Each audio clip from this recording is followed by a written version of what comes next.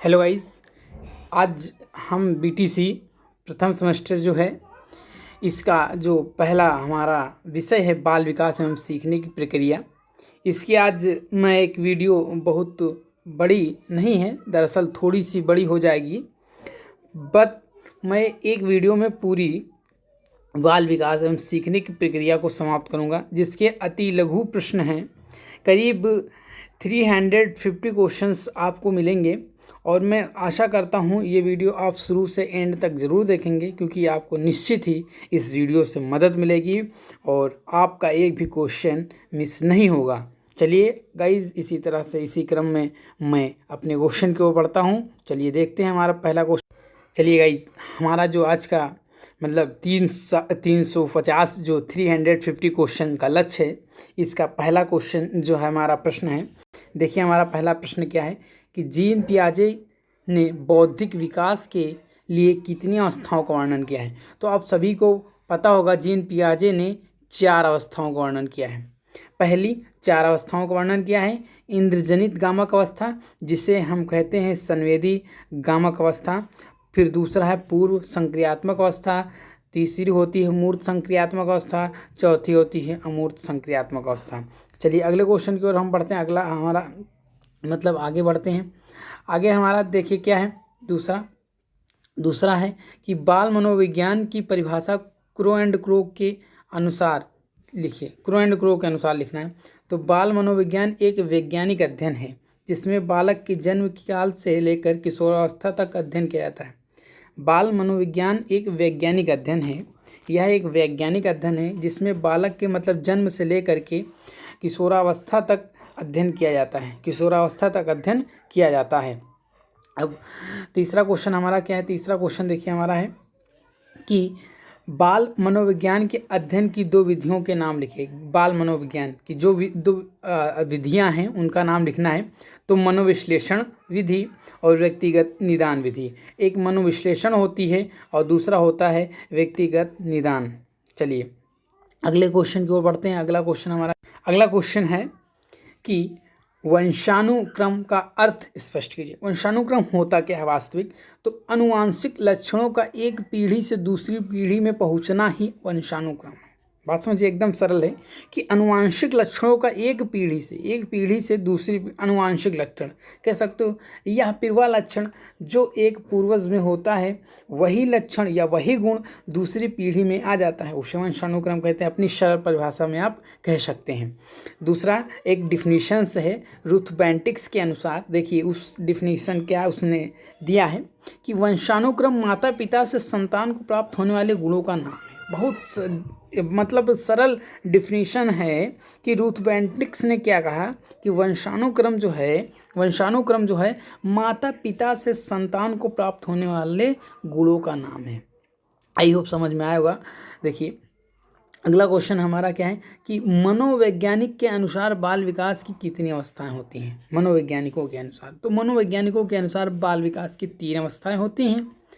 सामान्य रूप से 3 अवस्थाएं होती हैं, जो सभी मतलब लगभग मनोवैज्ञानिकों ने माना है। शिशुअवस्था, बाल्यावस्था, किशोरावस्था। इसकी एज अभी बताएंगे अगले क्वेश्चन में, सब चीज़ आएगा, ऐसा नहीं है कि कुछ भी आपका बचेगा। देखिए मनोवैज्ञानिकों में बच्चों में के विकास की किन अवस्थाओं का अध्ययन होता है, उनके नाम लिखिए। बच्चों में, तो बच्चों में जो होता है कि अध्ययन होता है, विकास के किन अवस्थाओं में अध्ययन होता है, शिशुअवस्था, बाल्यावस्था और किशोरावस्था, तीनों में होता है। चलिए अगले क्वेश्चन को। अगला क्वेश्चन क्या है हमारा कि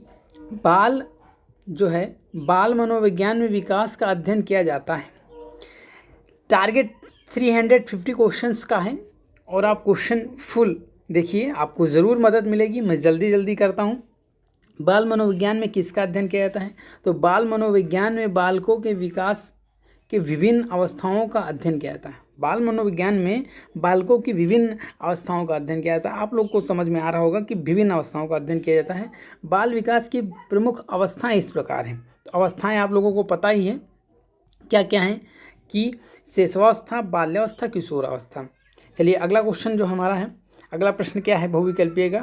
अगला प्रश्न है कि बाल विकास के मुख्य 4 अवस्थाओं के नाम लिखिए। 4 अवस्थाएं तो 4 अवस्थाएं जो मुख्य हैं उनका भी नाम, एक शिशुअवस्था, बाल्यावस्था, पूर्व किशोरावस्था, किशोरावस्था के पहले की अवस्था, और फिर किशोरावस्था, ये हो गई। प्रौढ़ावस्था ना लिखने ना कि बाल विकास, उसने देखिए एक शब्द लिख दिया कि बाल विकास, बालक के विकास की 4 अवस्थाओं का बात बताना है तो वो लिख दीजिएगा, एकदम परफेक्ट है। अगला क्वेश्चन है कि प्रमुख रूप से संवेग कितने प्रकार के होते हैं? तो 3 होते हैं प्रमुख रूप से जो संवेग होते हैं बालक के अंदर, मतलब जन्म से जो होते हैं, प्रमुख रूप से जो जन्म के समय ही होते हैं, क्रोध, भय, प्रेम, 3 होते हैं। क्रोध, भय, प्रेम, क्रोध, भय, प्रेम 3 होते हैं। अगले क्वेश्चन की ओर बढ़ते हैं। अगला क्वेश्चन हमारा क्या है? अगला क्वेश्चन है बालक विकास की प्रमुख अवस्थाओं की आयु सीमा क्या है? जो होती है आयु सीमा बाल विकास की, तो शेषावस्था होती है। शेषावस्था क्या होती है? शेषावस्था जन्म से 5 वर्ष तक होती है। फिर बाल्यावस्था होती है, बाल्यावस्था 6 से, यहाँ से जो गलत हो गया है, 6 से 12 वर्ष होती है, 6 से 12 वर्ष। और किशोरावस्था जो होती है 12 से 18 वर्ष होती है, 12 से 18 वर्ष होती है। आई होप समझ में आएगा। अगले क्वेश्चन की ओर बढ़ते हैं। अगला क्वेश्चन हमारा क्या है? ये क्वेश्चन हमारा आगे है। अगला क्वेश्चन क्या है कि अधिगम का अर्थ है। अधिगम का क्या अर्थ है? तो सभी लोग जानते होंगे अधिगम का अर्थ होता है सीखना तथा सिखाने की सतत प्रक्रिया ही अधिगम है। सीखा जाए या सिखाना, सीखने तथा सिखाने की सतत प्रक्रिया, सीखने तथा सिखाने की सतत प्रक्रिया ही अधिगम है। क्रो एंड क्रो के अनुसार क्या है कि ज्ञान एवं अभिवृत्ति की प्राप्ति ही अधिगम है। ज्ञान अगर हमको प्राप्त हो जाए और अभिवृत्ति की प्राप्ति, ज्ञान एवं अभिवृत्ति की प्राप्ति ही अधिगम है, यानी कि सीखना कहलाता है। अधिगम का वास्तविक अर्थ क्या होता है? तो वास्तविक अर्थ होता है सीखना या सीखने की सतत प्रक्रिया है। चलिए ये भी समझ में आया होगा। अगला जो है हमारा, अगला देखिए क्या है कि वातावरण का अर्थ स्पष्ट कीजिए। सभी को पता होगा वातावरण क्या है। तो सामान्य अर्थ में चारों तरफ से घिरा हुआ, नहीं घिरा, यहाँ पे लिख दीजिए घिरा हुआ, चारों ओर से घिरा आवरण ही वातावरण है। सामान्य अर्थ में चारों तरफ से घिरा हुआ या घिरा आवरण ही वातावरण है। सामान्य रूप से हम समझ सकते हैं कि वातावरण हमारी चारों ओर विद्यमान है, यहाँ पे विद्यमान कर लीजिए, विद्यमान वह सभी वस्तुएं हैं जो कि हमें प्रभावित करती हैं। वो सभी वस्तुएं हैं जो हमें प्रभावित करती हैं। चलिए फिर क्या कहा है? जे.एस. रॉस के अनुसार क्या लिखा है? जे.एस. रॉस के अनुसार है कि वातावरण वह शक्ति है जो हमें प्रभावित करती है। बहुत बहुत सरल, मतलब ये इस कह सकते हो इजी डिफिनीशन है, बहुत इजी डिफिनीशन है कि वातावरण वह शक्ति है जो हमें प्रभावित करती है। वातावरण वह शक्ति है जो हमें प्रभावित करती है। देखिए अब क्या है, क्वेश्चन आया है कि रुचि एवं ध्यान में संबंध बताइए। तो आप देखिए क्या लिखा है, एकदम सरल डिफिनीशन। रुचि क्या होती है? रुचि देखिए, तो रुचि एवं ध्यान एक सिक्के के 2 पहलू हैं। जैसे आपके सिक्के के 2 पहलू होते हैं, हेड और टेल, उसी तरह से रुचि और ध्यान एक सिक्के के 2 पहलू हैं। किसी कार्य को हम ध्यानपूर्वक तभी कर सकते हैं जब उस कार्य में करने की रुचि होगी। अगर आप इस वीडियो को पढ़ने के लिए रुचि है तभी आप इसको पढ़ सकते हैं, ध्यान से क्वेश्चन को समझ सकते हैं, अन्यथा इस वीडियो को आप समझ नहीं सकते हैं इसमें क्वेश्चंस क्या हैं। यदि आप वीडियोस देख रहे हैं, आपका ध्यान ही वीडियो पर नहीं है तो आपको समझ नहीं आएगा। रुचि भी हो और रुचि के साथ ध्यान लग जाएगा। यदि आपकी रुचि है तो ध्यान लग जाएगा, यदि ध्यान नहीं है तो रुचि नहीं होगी। तो इस तरह के क्वेश्चन है, एक सिक्के के 2 पहलू बताए हैं। चलिए अगले क्वेश्चन की ओर बढ़ते हैं। अगला क्वेश्चन हमारा क्या है? अगला क्वेश्चन है कि व्यक्तित्व मापन की प्रमुख विधियाँ कौन कौन सी हैं? तो सभी को पता होगा जो व्यक्तित्व है, व्यक्तित्व मापन, तो वस्तुनिष्ठ विधि होती है, आत्मनिष्ठ विधि होती है, प्रक्षेपण विधि होती है। तो व्यक्तित्व जो मापन होते हैं उसकी कितनी विधियाँ हैं? 3। व्यक्तित्व मापन की 3 विधियाँ हैं, वस्तुनिष्ठ विधि, आत्मनिष्ठ विधि और प्रक्षेपण विधि, 3 विधियाँ होती हैं। अगले क्वेश्चन के ऊपर बढ़ेंगे। अगला क्वेश्चन हमारा देखिए क्या है, 15 नंबर का है, 15 क्वेश्चंस। व्यक्तित्व के निर्धारक तत्व का नाम बताइए। तो व्यक्तित्व का जो निर्धारक तत्व होता है वंशानुक्रम, वातावरण, सान्वेगिक तत्व, सामाजिकरण, शारीरिक तत्व। व्यक्तित्व के निर्धारक जो होते हैं, व्यक्तित्व के निर्धारक तत्व का नाम बताइए। तो जो व्यक्तित्व का जो निर्धारक करते हैं वो वंशानुक्रम बहुत इंपॉर्टेंट है और वातावरण उससे ज़्यादा इंपॉर्टेंट है। सान्वेगिक तत्व और सामाजिकरण और शारीरिक तत्व, ये जो 5 हैं काफ़ी इंपॉर्टेंट है व्यक्तित्व के निर्धारक तत्व के लिए। चलिए अगला जो क्वेश्चन है हमारा, अगला क्या है कि रुचि को किन्हीं 2 विशेषताओं का वर्णन कीजिए। रुचि की किन्हीं 2, तो जो रुचि होगी हमारी तो उसकी दो विशेषताएं बताना है। रुचि ज्ञान पर आधारित होती है। रुचि ज्ञान पर आधारित होती है। रुचि एवं ध्यान एक ही सिक्के के दो पहलू हैं। विशेषता बताना, तो विशेषता हो गई कि रुचि ध्यान एक सिक्के के दो पहलू हैं और रुचि ध्यान पर आधारित होती है, रुचि ज्ञान पर आधारित होती है, सॉरी। अगला क्वेश्चन हमारा क्या है? अगले क्वेश्चन काफ़ी मोस्ट इम्पोर्टेंट अगला क्वेश्चन है कि अभिप्रेरणा को मतलब काफ़ी हम इम्पोर्टेंट इसको रखेंगे, वेरी इम्पोर्टेंट क्वेश्चन है क्योंकि ये क्वेश्चन हमको काफ़ी बार देखने को मिला है। और ये मतलब बीटीसी प्रथम सेमेस्टर बाल विकास एवं सीखने की प्रक्रिया है का पहला जो विषय है, इसको मैं फाइनल आज कर दूंगा। जो भी हो जाए, जो भी घंटे आपको लगे, आप पूरी वीडियोस देखिए। आपको टाइम बर्बाद नहीं करना है एक वीडियोस में पूरा, मतलब 50 क्वेश्चंस लाने की आशा करिए आप लोग। मेहनत से अगर आप इसमें रुचि और ध्यान लगाएंगे तो आपको ज़रूर ही अच्छे नंबर मिलेंगे। चलिए अगला क्वेश्चन हमारा क्या है? वेरी मोस्ट इंपॉर्टेंट क्वेश्चन है कि अभिप्रेरणा को परिभाषित कीजिए। अभिप्रेरणा अंग्रेजी शब्द मोटिवेशन का हिंदी रूपांतरण है। तो अभिप्रेरणा शब्द किसका रूपांतरण है? तो अभिप्रेरणा जो शब्द है मोटिवेशन का हिंदी रूपांतरण है। तो अभिप्रेरणा से क्रियाशीलता प्रकट होती है। प्रकट मतलब अब क्रिया जब हम में मोटिवेशनल होगा, मोटिवेशन होंगे तभी तो क्रियाशील होंगे, तभी कार्य करने की चाहत होगी। तो अब देखिए अभिप्रेरणा अधिगम सीखना, यानी कि अभिप्रेरणा जो अधिगम का सहायक अंग है। अभिप्रेरणा यदि मोटिवेशनल, अगर हम मोटिवेट हो गए तो हम सीख सकते हैं। अगर हम आपको मोटिवेट कर रहे हैं कि नहीं आपका मतलब अच्छा नंबर आएगा, आप काफ़ी बढ़िया से मेहनत करेंगे और आपको फिर सीटेट और जो सुपर डेट है उसमें काफ़ी सहायता इस प्रश्नों से मिलेगी, निश्चित ही मिलेगी। तो इस तरह से आप क्या हुए? मोटिवेट हुए तो आपको सीखने में मतलब सहायक अंग है। तो ये क्या है? मोटिवेशनल सीखने में सहायक अंग है। अब देखिए कितनी मतलब इजी डेफिनेशंस दी है जॉनसन के अनुसार। जॉनसन ने क्या कहा? अभिप्रेरणा समान क्रियाकलापों का प्रभाव है जो मानव व्यवहार को उचित मार्ग पर ले जाती है। अभिप्रेरणा क्या है? अभिप्रेरणा मतलब अभिप्रेरणा समान क्रियाकलापों का प्रभाव, समान क्रियाकलाप होती है जो मानव व्यवहार को उचित मार्ग पर ले जाती है। जो मानव मतलब व्यवहार होता है उसको उचित मार्ग पर ले जाती है। अगले क्वेश्चन को बढ़ते हैं गाइस। अगला क्वेश्चन क्या है कि बाल मनोविज्ञान की आवश्यकता क्यों है? तो वर्तमान समय में प्रारंभिक शिक्षा बाल केंद्रित है, जो इस समय थी। पहले जो थी मतलब वैदिक काल में, तो उस समय जो थी वो अध्यापक केंद्रित थी, मतलब बाल केंद्रित नहीं थी। इसमें बालक को केंद्र मानकर शिक्षा दिया जाता है, उसमें मतलब अध्यापक केंद्र मानकर शिक्षा देता था।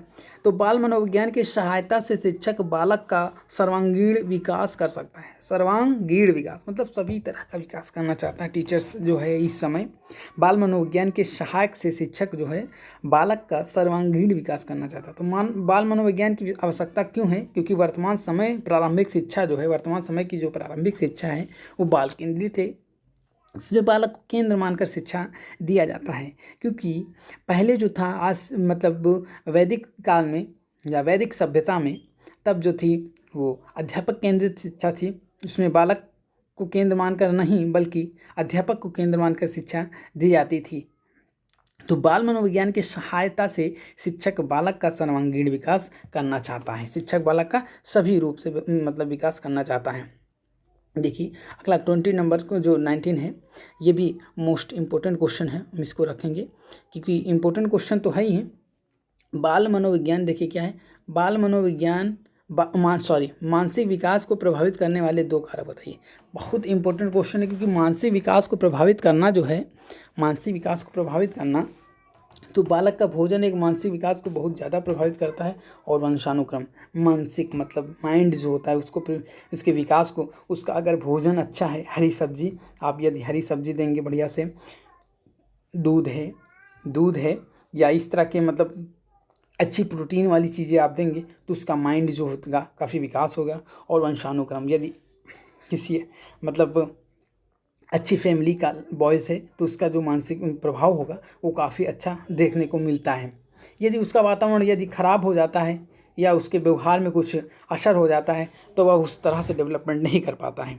आई होप समझ में आया होगा। अगला क्वेश्चन हमारा क्या है? अगला क्वेश्चन देखिए, बहुत ही अच्छा क्वेश्चन है। ये भी हम इम्पोर्टेंट क्वेश्चन ही कहेंगे क्योंकि इम्पोर्टेंट क्वेश्चन है, ये देखने को मिल जाता है। स्मृति यानी कि जिसे मेमोरी कहते हैं, स्मरण क्या है? मेमोरी मेमोरी क्या है? अगर कोई पूछ ले मेमोरी, व्हाट इज़ मेमोरी, तो मेमोरी इज़ कह सकते हो एक मतलब एक स्थान है, एक स्थान है जिसमें हम तत्वों को रख सकते हैं। तो सामान्य अर्थ में स्मृति का अर्थ याद रखना है। मतलब मतलब जो हम पहले चीज़ याद कर चुके हैं, यदि हम मान लिया हमने आज पहला क्वेश्चन जो रखा, या बाल विकास की कितनी अवस्थाएं होती हैं, तो 3। ये आपकी क्या मेमोरी ने बताया कि 3 अवस्थाएं होती हैं। तो सामान्य अर्थ में स्मृति का अर्थ है, सामान्य अर्थ में स्मृति का अर्थ है याद रखना। बहुत सरल डिफिनेशन है कि स्मृति क्या है, व्हाट इज मेमोरी। तो मेमोरी इज मतलब फॉरगेट, नॉट फॉरगेटिंग इन मतलब बिफोर। यदि हम पहले किसी चीज़ को लर्न कर चुके हैं तो उसे हम जब भूलें ना, तो वही क्या कहलाती है, स्मृति कहलाती है। वुडवर्थ के अनुसार देखिए क्या है, जो बात पहले सीखी जा चुकी है, जो बात पहले सीखी जा चुकी है उसको याद रखना ही स्मृति, उसको याद रखना ही स्मृति है। अगले क्वेश्चन की ओर बढ़ते हैं। अगला क्वेश्चन हमारा क्या है, अगला क्वेश्चन है कि वृद्धि एवं विकास से संबंधित किन्हीं 2 कारकों के नाम लिखिए। वृद्धि एवं विकास, तो बालक का भोजन और लैंगिक अंतर। वृद्धि एवं विकास से संबंधित किन्हीं 2 कारकों के नाम लिखिए।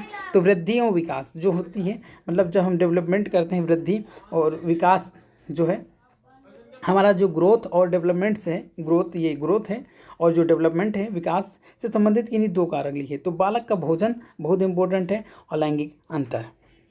समझ रहे होंगे इसका क्या अर्थ है आप लोग। तो अगले क्वेश्चन को पढ़ते हैं। अगला क्वेश्चन, चलिए अगला क्वेश्चन जो है हमारा कि कल्पना क्या है। जो कल्पना करते हैं, एज्यूम करते हैं कि मैकडूगल के अनुसार कल्पना दूरस्थ वस्तुओं के संबंध का चिंतन है। मतलब हम चिंतन कर लेते हैं। देखिए क्या दिया कि जैसे जैसे बालक में भाषा का ज्ञान होता है, कल्पना शक्ति बढ़ती जाती है, बढ़ती जाती है। यहाँ पे कर दीजिए, बढ़ती जाती है। मैकडूगल ने क्या कहा कि कल्पना क्या है, कि मैकडूगल के अनुसार कल्पना दूरस्थ वस्तुओं के संबंध का चिंतन है। जैसे जैसे बालक में भाषा का ज्ञान होता है, कल्पना शक्ति बढ़ती जाती है। अगला क्वेश्चन ये है, चिंतन क्या है, व्हाट इज चिंतन। चिंतन क्या है, तो चिंतन को सामान्य रूप से सोचना कहते हैं। जब हम किसी चीज़ को सोचते हैं कि यार जो हम क्वेश्चन पढ़ रहे हैं याद हो रहे हैं कि नहीं, तो यही क्या है, यही तो चिंतन है, यही आपका डेवलपमेंट हो रहा है, विकास हो रहा है कि आप सोच रहे हैं कि हमने क्या पढ़ा, तो वही चिंतन है। चिंतन प्रतीकारात्मक व्यवहार है, प्रतीकारात्मक व्यवहार। चिंतन के विकास के लिए बच्चों में करके सीखने की प्रक्रिया को जागृत करना अति आवश्यक है, अति आवश्यक है। चिंतन के द्वारा ही प्रतिदिन नए नए खोज हो रहे हैं। चिंतन ही तो व्यक्ति करता है, तभी तो नए नए खोज हो पाते हैं। तो ये इस तरह का क्वेश्चन था। अगले क्वेश्चन को अगला क्वेश्चन है कि तर्क क्या है, व्हाट इज तर्क। तर्क क्या है, तो वुडवर्थ के अनुसार मन में उद्देश्य एवं लक्ष्य को रखकर क्रमानुसार चिंतन करना ही तर्क है। मतलब जब हम, वुडवर्थ ने क्या कहा, वुडवर्थ के अनुसार कि मन में उद्देश्य एवं लक्ष्य को रख करके हमको एक तर्क है कि हम मतलब अच्छे नंबर्स लाएंगे, हम टारगेट है हमारा अच्छे नंबर्स लाने का, तो क्रमानुसार वो चिंतन करना ही तर्क है। चिंतन हम कर रहे हैं ना, तो वही तर्क है। बालक जैसे जैसे बढ़ता है उसमें चिंतन और तर्क की क्षमता आ जाती है, वो चिंतन करने लगता है। समझ में आ गया होगा। फिर देखिए क्या कि तर्क के द्वारा बालक अपने बात को कहीं सही सिद्ध कर सकता है। तर्क के द्वारा हम तर्क देंगे, हम उस पर हम कुछ कटाक्ष मारेंगे तब क्या होगा, वो बात सही हो जाएगी। चिंतन करने से तर्क की क्षमता बढ़ती है। यदि आप चिंतन कर रहे हैं तो तर्क की क्षमता बढ़ेगी। चिंतन प्रथम सोपान है, जिससे जुड़ा तर्क दूसरा सोपान है। चिंतन क्या है, चिंतन हम करेंगे तो पहला सोपान है और फिर उससे जुड़ा तर्क है। जब हम चिंतन करेंगे तभी तो तर्क कर पाएंगे। तो पहला क्या है, चिंतन, दूसरा क्या है, तर्क। देखिए फिर क्या है, यह 11 से 12 वर्ष की आयु में तर्क की क्षमता बालकों में आ जाती है। कब आती है, अगर कोई क्वेश्चन यहाँ से वन लाइनर और बन गया कि तर्क की क्षमता कब आती है बच्चों में, तो 11 से 12 वर्ष में बच्चों में तर्क करने की क्षमता आ जाती है। चलिए अगला क्वेश्चन क्या है हमारा 50। हम 50 क्वेश्चन की ओर पढ़ चुके हैं, यानी कि हम अपने कहीं ना कहीं कुछ अंश को पढ़ चुके हैं। चलिए अब देखिए क्या है, काफ़ी मतलब डीपली वीडियोस बन रही है और विधिवत देखिए। आप इस वीडियो से निश्चित है 50 अपॉन 50 क्वेश्चंस लाने की। यदि आपका एक भी क्वेश्चन इसमें से मिस नहीं हो रहा, आपको 350 क्वेश्चन से यदि लर्न हैं वास्तविक रूप से, तो मैं आशा करता हूं कि आपके 50 में 50 जो हैं नंबर्स आ सकते हैं, आप अचीव कर सकते हैं, ऐसा नहीं है। तो 50 नंबर का जो क्वेश्चन है, 50 नंबर का जो क्वेश्चन है हमारा, वो क्या है, देखिए क्या है कि बालकों में कल्पना शक्ति का विकास कैसे कर सकते हैं। बालकों में तो भाषा विज्ञान की विकास करके, भाषा विज्ञान जो होता है, भाषा विज्ञान जो है उसका यदि विकास करके हम क्या कर सकते हैं, कल्पना। कल्पना मतलब कितना वो सोच सकता है और कहानियाँ कथाएं सुनाकर आप आधी कहानी कहिए, ऐसे मतलब आप ऐसे पॉइंट पर उस कहानी को रोकिए जिसमें उस बच्चे की मतलब कल्पना शक्ति खुद डेवलपमेंट हो। आप आधी कहानी सुनाइए, कोई भी आधी कहानी सुनाइए। आप मछली या किसी मतलब कछुआ और खरगोश की कहानी सुना दीजिए और आधी कहानी करने के बाद आप रुक जाइए, तो वहाँ पे वो खुद कुछ ना कुछ आपको कहने लगेगा कि ये होगा। तो उसमें क्या होगी, कल्पना शक्ति होगी। और भाषा विज्ञान जो है, भाषा विज्ञान का विकास करके भाषा, हम कितनी अच्छी हम भाषा यदि उसको बता रहे हैं तो उसका जो कल्पना होगी, कल्पना शक्ति काफ़ी अच्छी हो जाएगी। चलिए अगले क्वेश्चन की ओर बढ़ते हैं। अगला क्वेश्चन हमारा क्या है, अगला क्वेश्चन क्या है कि विकास जो है, देखिए, विकास के परिणाम स्वरूप व्यक्ति में नवीन विशेषताएं और नवीन योग्यताएं प्रस्फुटित होती हैं। यह कथन किस मनोवैज्ञानिक का है? तो नवीन विकास के परिणाम स्वरूप व्यक्ति में नवीन विशेषताएं और नवीन योग्यताएं प्रस्फुटित होती हैं। कथन किसका है? व्यक्ति हार्लॉक का है। इस मतलब जो हमारी ये डिफिनीशंस हैं, जो कह सकते हो आप, जो कथन है, इन कथन से रिलेटेड मैंने एक विधिवत एक ट्रिक के साथ वीडियो बनाई है। ट्रिक के साथ आप उस वीडियो का मैं लिंक इस मतलब वीडियो के डिस्क्रिप्शन बॉक्स में दे दूंगा। आप उसमें से जा करके इन डिफिनीशंस को आप हलवा बना सकते हैं। आप विधिवत इन डिफिनीशन को भूल नहीं सकते हैं। व्यक्ति ही व्यक्ति को लॉक करता है, तो व्यक्ति ही व्यक्ति को जब लॉक करता है तो क्या हो जाएगा, ये हरलॉक हो जाएगा। इसी तरह की टिपिकल्स हैं, मतलब हमने ट्रिक के साथ वीडियोस बनाई है, आप जा करके देख सकते हैं। पहले इस वीडियो को देखिए, आप पूरी विधिवत वीडियोस देखिए। क्या किसी विधि के द्वारा मनोवैज्ञानिक बालक से उसके अभिभावक अथवा अध्यापक से साक्षात्कार करता है? किसी विधि के द्वारा मनोवैज्ञानिक बालक से उसके अभिभावक अथवा अध्यापक से साक्षात्कार करता है, तो साक्षात्कार विधि द्वारा। किस विधि द्वारा? साक्षात्कार विधि द्वारा। ऑप्शन में दे देगा कौन सी विधि, तो साक्षात्कार विधि ऑप्शन हो जाएगा आपका। फिर क्या दिया है कि वातावरण वह प्रत्येक वस्तु है जो व्यक्ति के जीन्स के अतिरिक्त, आप समझ रहे होंगे, जीन्स के अतिरिक्त प्रत्येक व्यक्ति को प्रभावित करता है। यह परिभाषा है एनास्टॉसी की। आई होप समझ में आ रहा होगा आपके। चलिए अगले क्वेश्चन की ओर बढ़ते हैं। अगला क्वेश्चन हमारा क्या है, बाल विकास पर वंशानुक्रम का प्रभाव स्पष्ट कीजिए। बाल विकास पर वंशानुक्रम का प्रभाव, तो बच्चों के व्यक्तित्व के प्रत्येक पहलू पर, बात समझिए कि बाल विकास के वंशानुक्रम को प्रभाव स्पष्ट करना है, तो बच्चों के व्यक्तित्व के प्रत्येक पहलू पर वंशानुक्रम का प्रभाव निम्नलिखित रूप से पड़ता है। बालकों में माता पिता की विशेषताएं हस्तांतरित होती हैं।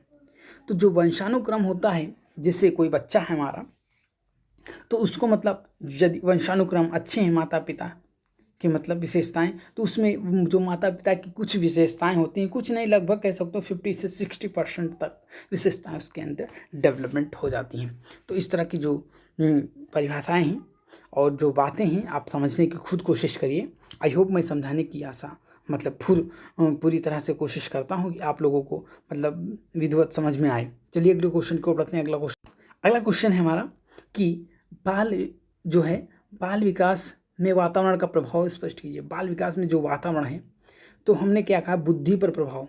बच्चों को उत्तम एवं स्वच्छ वातावरण में रखना चाहिए, जिससे उसकी बुद्धि लब्धि में वृद्धि होती है। अच्छा वातावरण होगा तो उसकी बुद्धि लब्धि जो होगी, IQ लेवल, वो बढ़ जाएगा। व्यक्तित्व पर प्रभाव, अच्छे रहन सहन का व्यक्तित्व पर विशेष प्रभाव पड़ता है। यदि आप अच्छे फैमिलीज़ में रहेंगे तो आपका अच्छा प्रभाव पड़ेगा। चलिए अगला क्वेश्चन क्या है, 31 नंबर 31 जो है कि किशोरावस्था की प्रमुख विशेषताएं हैं। तो किशोरावस्था जो है हमारी, तो आत्मसम्मान की भावना, काम भावना की परिपक्वता, धार्मिक भावनाओं का उदय और अपराध वृत्ति, ये सभी हो जाते हैं प्रमुख जो विशेषताएं हैं। वेरी मोस्ट इंपॉर्टेंट क्वेश्चन हैं। आप क्वेश्चन ये आ जाता है कि किशोरावस्था की प्रमुख विशेषताएं बताइए। तो जो प्रमुख विशेषताएं हैं, यही आत्मसम्मान की भावना आता है और काम भावना की परिपक्वता हो जाती है, आप लोग समझ रहे होंगे, और धार्मिक भावनाओं का उदय होता है। धार्मिक जो भावनाएं होती हैं, मंदिर जाना, पूजा करना, इस तरह की होती हैं, और अपराध वृत्ति भी उदय हो जाती हैं। अगले क्वेश्चन को पढ़ते हैं। अगला क्वेश्चन हमारा क्या है, देखिए कि पिस्टोलॉजी शिक्षा शास्त्री के अनुसार परिवार की परिभाषा दीजिए। अब देखिए कितना इंपॉर्टेंट क्वेश्चन है ये आपकी पेस्टोलॉजी के अनुसार परिवार की परिभाषा दीजिए। तो घर शिक्षा का सर्वोत्तम स्थान है। बहुत बहुत सटीक परिभाषा इन्होंने दे दी है। क्या बताया जाए, इनकी जो परिभाषा पेस्टोलॉजी की, आप जितनी परिभाषा पढ़ेंगे काफ़ी सटीक परिभाषा देते हैं। कुछ मतलब हैं जो हैं नहीं, वरना इनकी 80-90% जो डिफिनीसन है वेरी सटीक, बहुत मतलब सटीक परिभाषा इन्होंने दी है, बहुत ईजी। तो घर शिक्षा का सर्वोत्तम स्थान है और बालक की प्रथम पाठशाला है। शिक्षा का जो सर्वोत्तम स्थान है वो कौन है? घर है, और बालक की प्रथम पाठशाला है। इस तरह की परिभाषा इन्होंने दी है, परिवार को बताया है।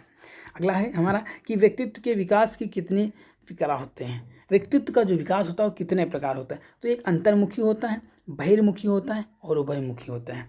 अंतर्मुखी, बहिर्मुखी और उभयमुखी। आप समझ रहे होंगे व्यक्तित्व का विकास के कितने प्रकार होते हैं? 3 प्रकार होते हैं। अगले क्वेश्चन को पढ़ते हैं। अगला क्वेश्चन हमारा क्या है कि थार्नडाइक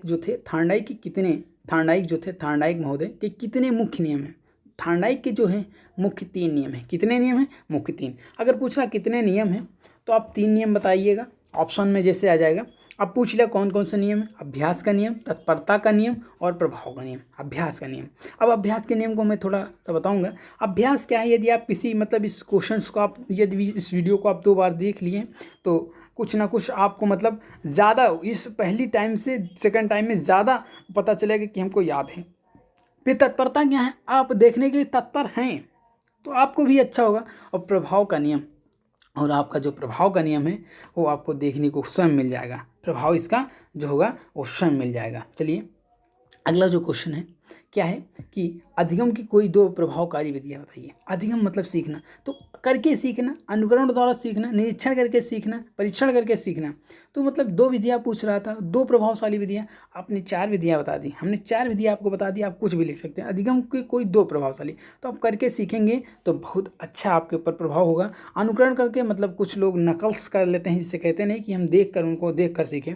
निरीक्षण करके सीखना, आप निरीक्षण करिए या परीक्षण करके सीखिए। निरीक्षण करके सीखिए या परीक्षण करके सीखिए।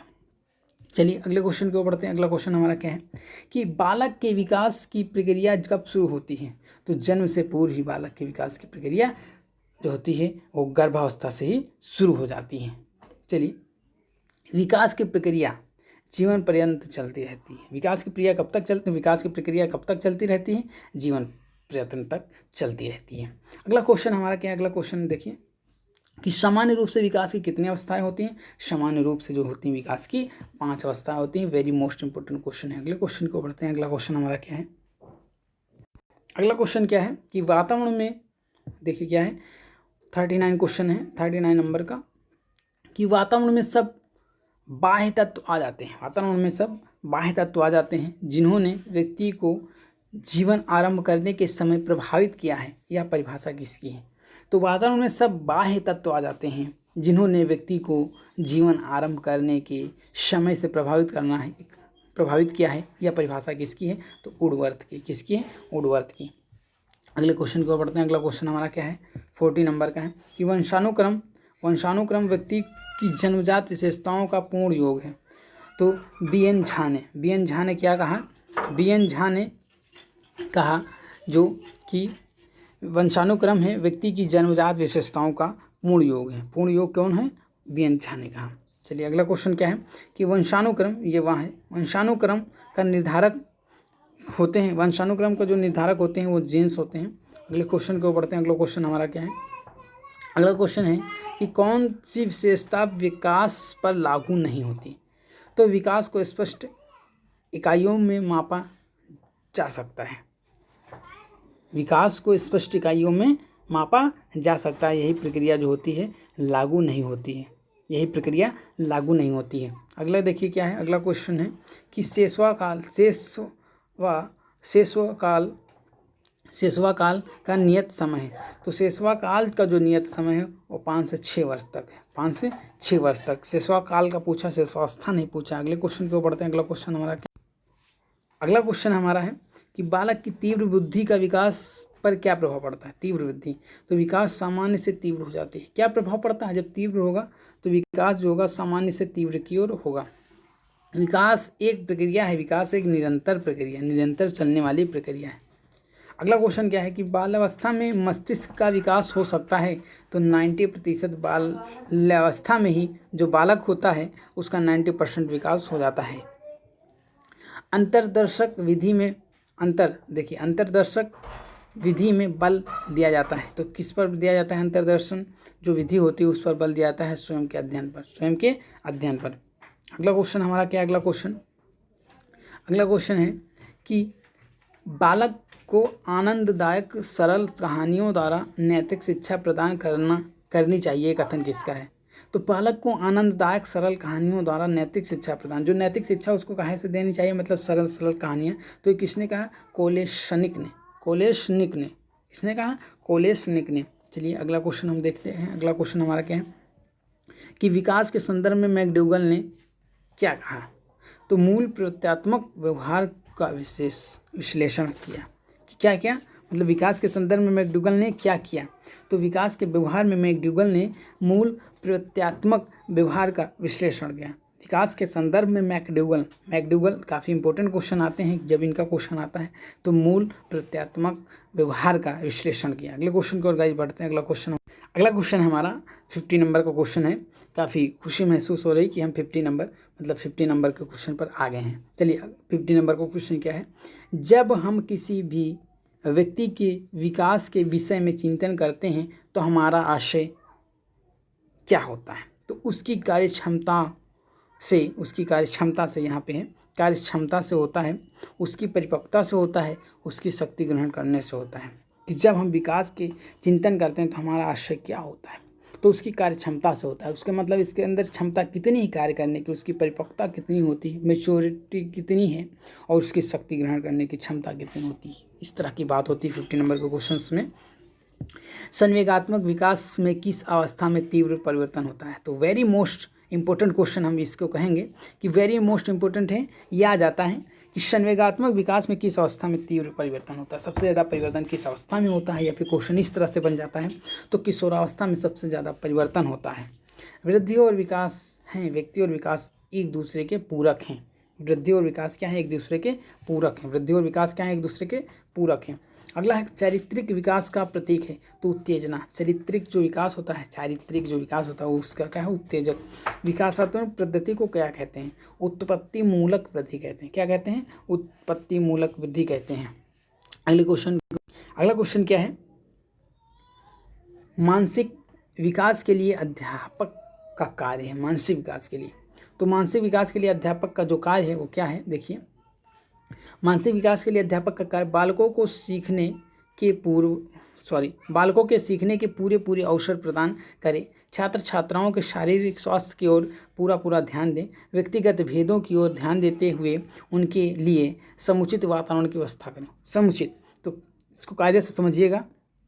चलिए अगले क्वेश्चन को बढ़ते हैं। अगला क्वेश्चन क्या है कि वाटसन ने नवजात शिशु में मुख्य रूप से किन संवेगों की बात की है? तो ये वेरी मोस्ट इंपॉर्टेंट है कि भय, क्रोध और प्रेम, स्नेह करो या प्रेम, भय, क्रोध और स्नेह, किसने मतलब शिशु के मुख्य संवेगों की बात की है? किसने बताया है? ये भय, क्रोध, स्नेह जो होते हैं संवेग हैं, किसने बताया है? तो ये वाटसन महोदय ने बताया है। वेरी इंपॉर्टेंट क्वेश्चन है, इसको कायदे से आप लिख लीजिएगा या इस पर काफ़ी फोकस दीजिएगा इस क्वेश्चन को याद करने में। चलिए अगले क्वेश्चन जो हमारा है, अगला क्वेश्चन क्या है कि किशोरावस्था की मुख्य समस्याएं हैं। तो किशोरावस्था की जो, ये भी मेरी मोस्ट इंपॉर्टेंट क्वेश्चन ये भी है, क्योंकि ये क्वेश्चन देखने को मिल जाते हैं कहीं ना कहीं, काफ़ी इंपॉर्टेंट क्वेश्चन है कि जो किशोरावस्था की प्रमुख समस्याएं हैं, तो समस्याएं क्या होती हैं? समस्याएं जो होती हैं, देखिए, शारीरिक विकास की समस्याएं, समायोजन की समस्याएं, काम एवं संवेगात्मक समस्याएं होती हैं। फिर क्या है? शेषावस्था है। शेषावस्था क्या है? जन्म से 7 नहीं बल्कि जन्म से 6 वर्ष कर लीजिए, या 5 या 6 वर्ष जन्म अवस्था। शेषावस्था क्या है? शेषावस्था मतलब 5 से 6 वर्ष तक होती है। चलिए अगले क्वेश्चन को बढ़ते हैं। अगला क्वेश्चन हमारा क्या है कि शिशु का विकास प्रारंभ होता है, तो शिशु का जो विकास होता है वो गर्भकाल से ही प्रारंभ होता है। अगले क्वेश्चन की ओर बढ़ते हैं गाइस। अगला क्वेश्चन है कि बालिकाओं की लंबाई, देखिए, बालिकाओं की लंबाई की दृष्टि से अधिकतम आयु है, तो मतलब जो बालिकाओं की लंबाई की दृष्टि से अधिकतम लंबाई आयु काल है, कौन सी मतलब आयु है? तो अधिकतम जो लंबाई होती है बालिकाओं की वो 16 वर्ष तक मतलब हो जाती है, पूर्ण रूप से 16 वर्ष तक उसकी आयु हो जाती है। अगला क्वेश्चन क्या है कि बालक के विकास को जो घटक प्रेरित नहीं करता वह है। तो बालक के विकास को जो घटक प्रेरित नहीं करता वह है, तो वह क्या है? वंशानुक्रम या वातावरण दोनों ही नहीं। जो प्रभावित मतलब नहीं करता है, तो वंशानुक्रम और वातावरण दोनों ही मतलब नहीं करते हैं, दोनों ही प्रेरित नहीं करते हैं। अगले क्वेश्चन को पढ़ते हैं। अगला क्वेश्चन हमारा क्या है कि किसके विचार से शैशवावस्था में बालक प्रेम की भावना काम प्रवृत्ति पर आधारित होती है? तो फ्राइड के अनुसार। किसने कहा? फ्राइड के अनुसार। मतलब किसके विचार से शैशवावस्था में बालक प्रेम की भावना काम प्रवृत्ति की पर आधारित होती है? तो फ्राइड के अनुसार ये है। इंपॉर्टेंट क्वेश्चन है। अगला क्वेश्चन क्या है? अगला क्वेश्चन को देखिए।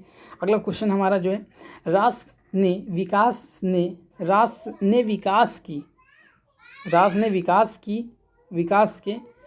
विकास क्रम के अंतर्गत किशोरावस्था का काल निर्धारित किया है।